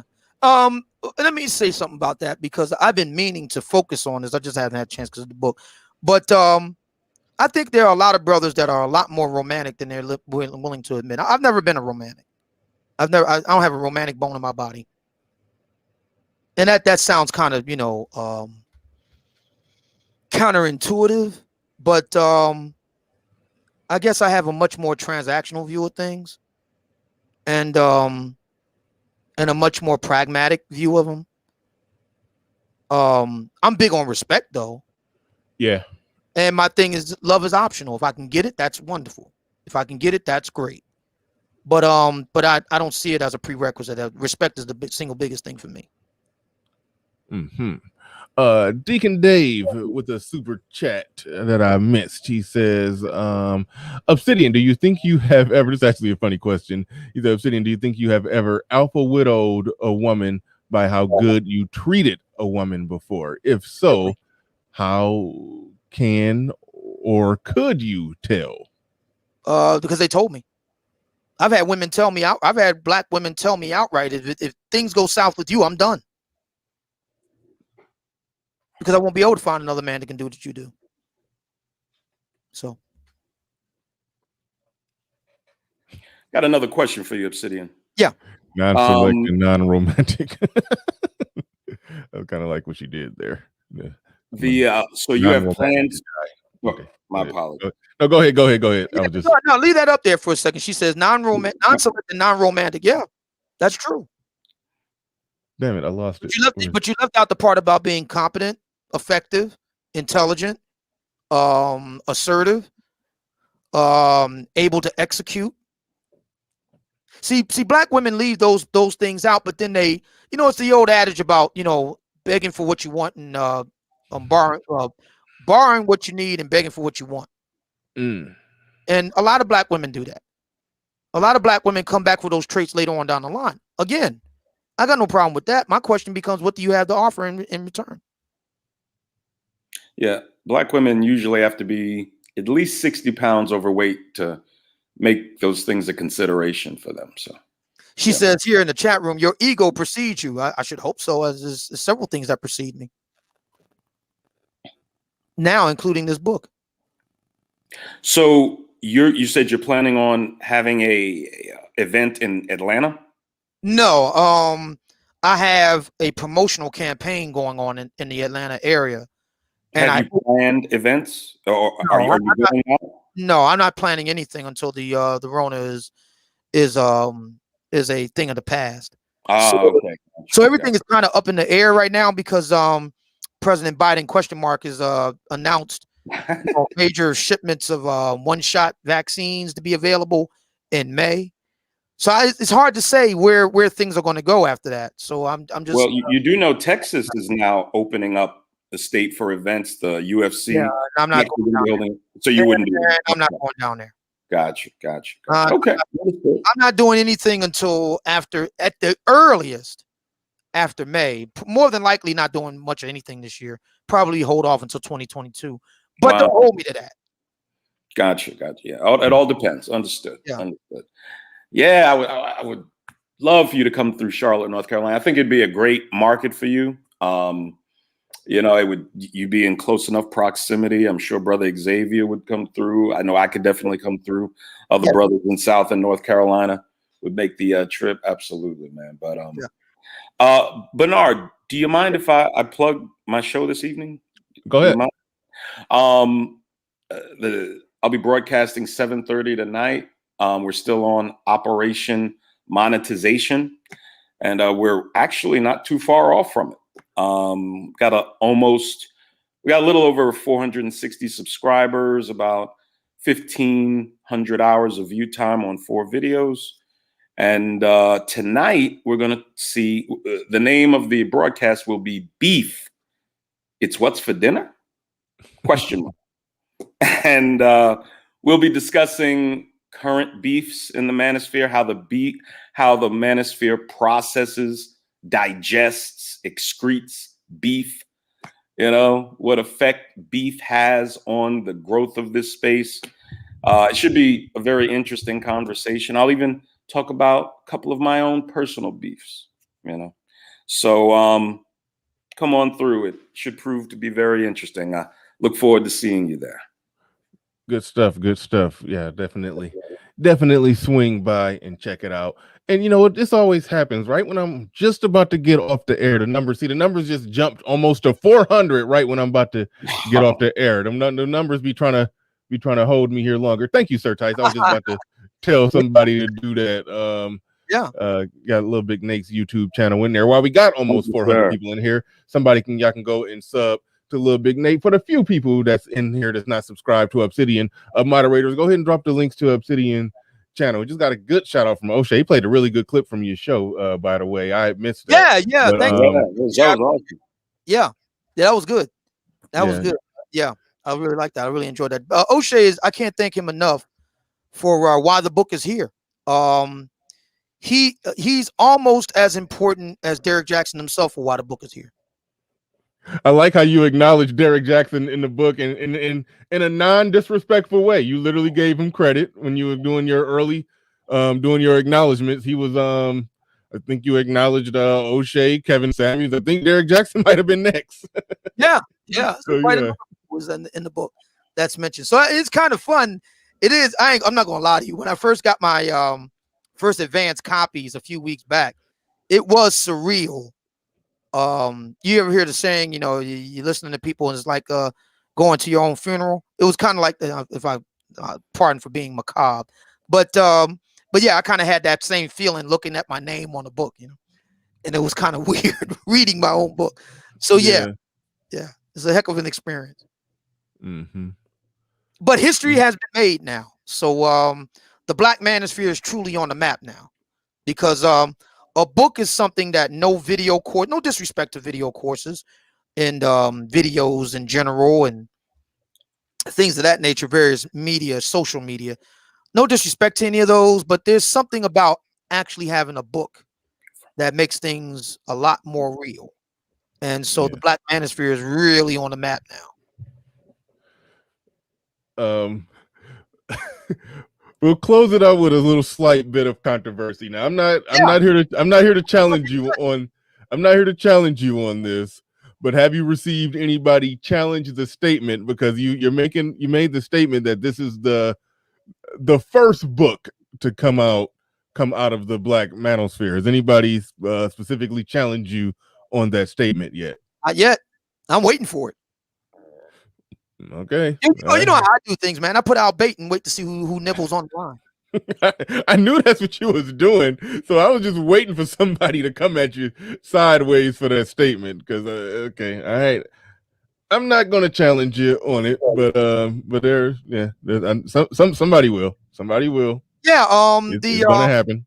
Yeah, you know, I'm considered one of the founding fathers of the Black Manosphere, one of the three kings, if you will, and it's coming from on high. This book, it's you know, it's even better than it would be coming from one of the rank and file. It's coming from one of the three kings. So now it's you know, now it's official, and we'll see if anybody has any challenge to it. You know, you can't be a king and not be challenged. If you're going to be a king, you're going to be challenged. You're going to be challenged on your legitimacy. You're going to be challenged on your authority. You're going to be challenged on your veracity. That's what it means to be a king. So I say bring it on. Let them come. All right. Oh, man. So I think that's going to wrap it up. We'll probably be doing a little bit more on this. We'll be doing follow-ups on this. Like I said, yesterday is when the book came yesterday, and I contacted Obsidian. I said, hey, let's do a I was like, you want to go through 450 pages like that? You know, no, I made it clear that I will not be reading 400 something pages in one day. No, as I said, we'll focus on a few chapters, which we did. We focused on a few chapters, and so as I read more, as I dig in more, we'll revisit this and have a follow up maybe next week. So we'll do that. Yeah, we're gonna focus on a particular point on it or something like that. We can do that. We can do that. Absolutely. Yeah, I see people in the chat saying they're going to pick it up. Somebody says I'll pick up the book tomorrow. Available worldwide. You can get it on Amazon, Books A Million, Scribe. You can also get it from my publisher directly, Book Baby. I would prefer that a lot. Make sure you head on over and give my book a review on Amazon. No matter where you get it from, make sure you give my book a review on Amazon. It really matters. Doesn't matter what you think of the book. 1 star, 5 stars, 3 stars, whatever. You thought it was great. You hated it. You thought it was okay. Whatever it is, it all counts the same. Please give me a review on Amazon. You can get the Kindle over there. The paperback will be available late next month, so you can go ahead and do that. You can also get a autographed signed copy directly from me. I got a great deal with my publisher, Book Baby Philly Represent. They're a great Philly-based business, and right outside of Philly in Pensacola, New Jersey, and in the Philadelphia surrounding area. And they've graciously provided me with bulk copies of the book, so I can sign them and get them out to people that want a signed copy. This is a history in the making, and it's only the beginning. I got quite a few more books to come. Right now, I'm working on the book for the lovely ladies. I don't want to give away the title or anything like that. But if you listen back to today's interview, you can kind of get a foreshadowing of what that book is going to be about, or what some of the themes will be in the book. And if everything goes according to plan, that will be coming out just in time for cuffing season 2021. So the Book of Obsidian Volume 2 is on tap for next year, and we'll go from there. Mm-hmm. Good stuff. And we're gonna wrap it up and close it on out right there. Get out of there, Tony Bay says 4th grade reading level. Now I'm smarter than a 4th grader, but 400 pages in one day. Nah, I ain't, it's actually written on like a 12th grade reading level. Yeah, I don't care what reading level it's at. Once I get more than 50 pages in on a book, I gotta close it, because I'm not going to. Even if I try to keep going, the next 50 pages is going to be some people can do that and just can stay focused all the way through. I gotta read and then put it down and come back to it. Yeah, I'm not that guy. Not on that level. Yeah. But hey, great show today. You going to leave this interview up, or you going to take it? No. This one I will leave up. Yeah. Okay, great. Yeah, this one I definitely will leave up. Great. So yeah. Let's get out here. Make sure y'all swing by Lil Big Nate. Check him out. Support the brother. He's on the rise. He's doing his thing. Obsidian talked about black men working together. I'm always down to promote and use my little platform that gets decent numbers. Use it to promote up and coming people who are who definitely need to be heard in this space. And Lil Big Nate definitely feels that bill. So make sure y'all check him out. Subscribe to him. The link is in the chat if y'all not subscribed to him already. And support, buy, read the Book of Obsidian. Y'all can find it in all the places. The links are in the chat. Just scroll up and find the links. It's in there. Go check it out. Make sure you do that. And with that said, we are out of here. Thank you, everybody, for coming through. Everybody with the super chat. Oh, Demac the Trucker, thank you on the Cash App. Almost forgot. Almost made it out of here without thanking you for that Cash App. And Maurice Novembre says, thank you, sir. He sent a Cash App as well. Oh, hold on. Thank you. Oh, no, wait. That was something else. Black folks operate on CP time. Bernard, they kind of get in late and things we get on and popping. You know that. Yeah. No problem there. Appreciate the folks that came through on the Cash App in. And with that said, we are. Where's it at? Okay, yeah. Shout out to Prophet of Thought in the building. Says, but nah, brother Obsidian, hitting your Cash App for my autographed copy. Definitely do that. Get that autographed copy of the Book of Obsidian. Thank you. Yeah. Appreciate it. Thank you. All right. And we are out of here. Peace. Peace. Salute.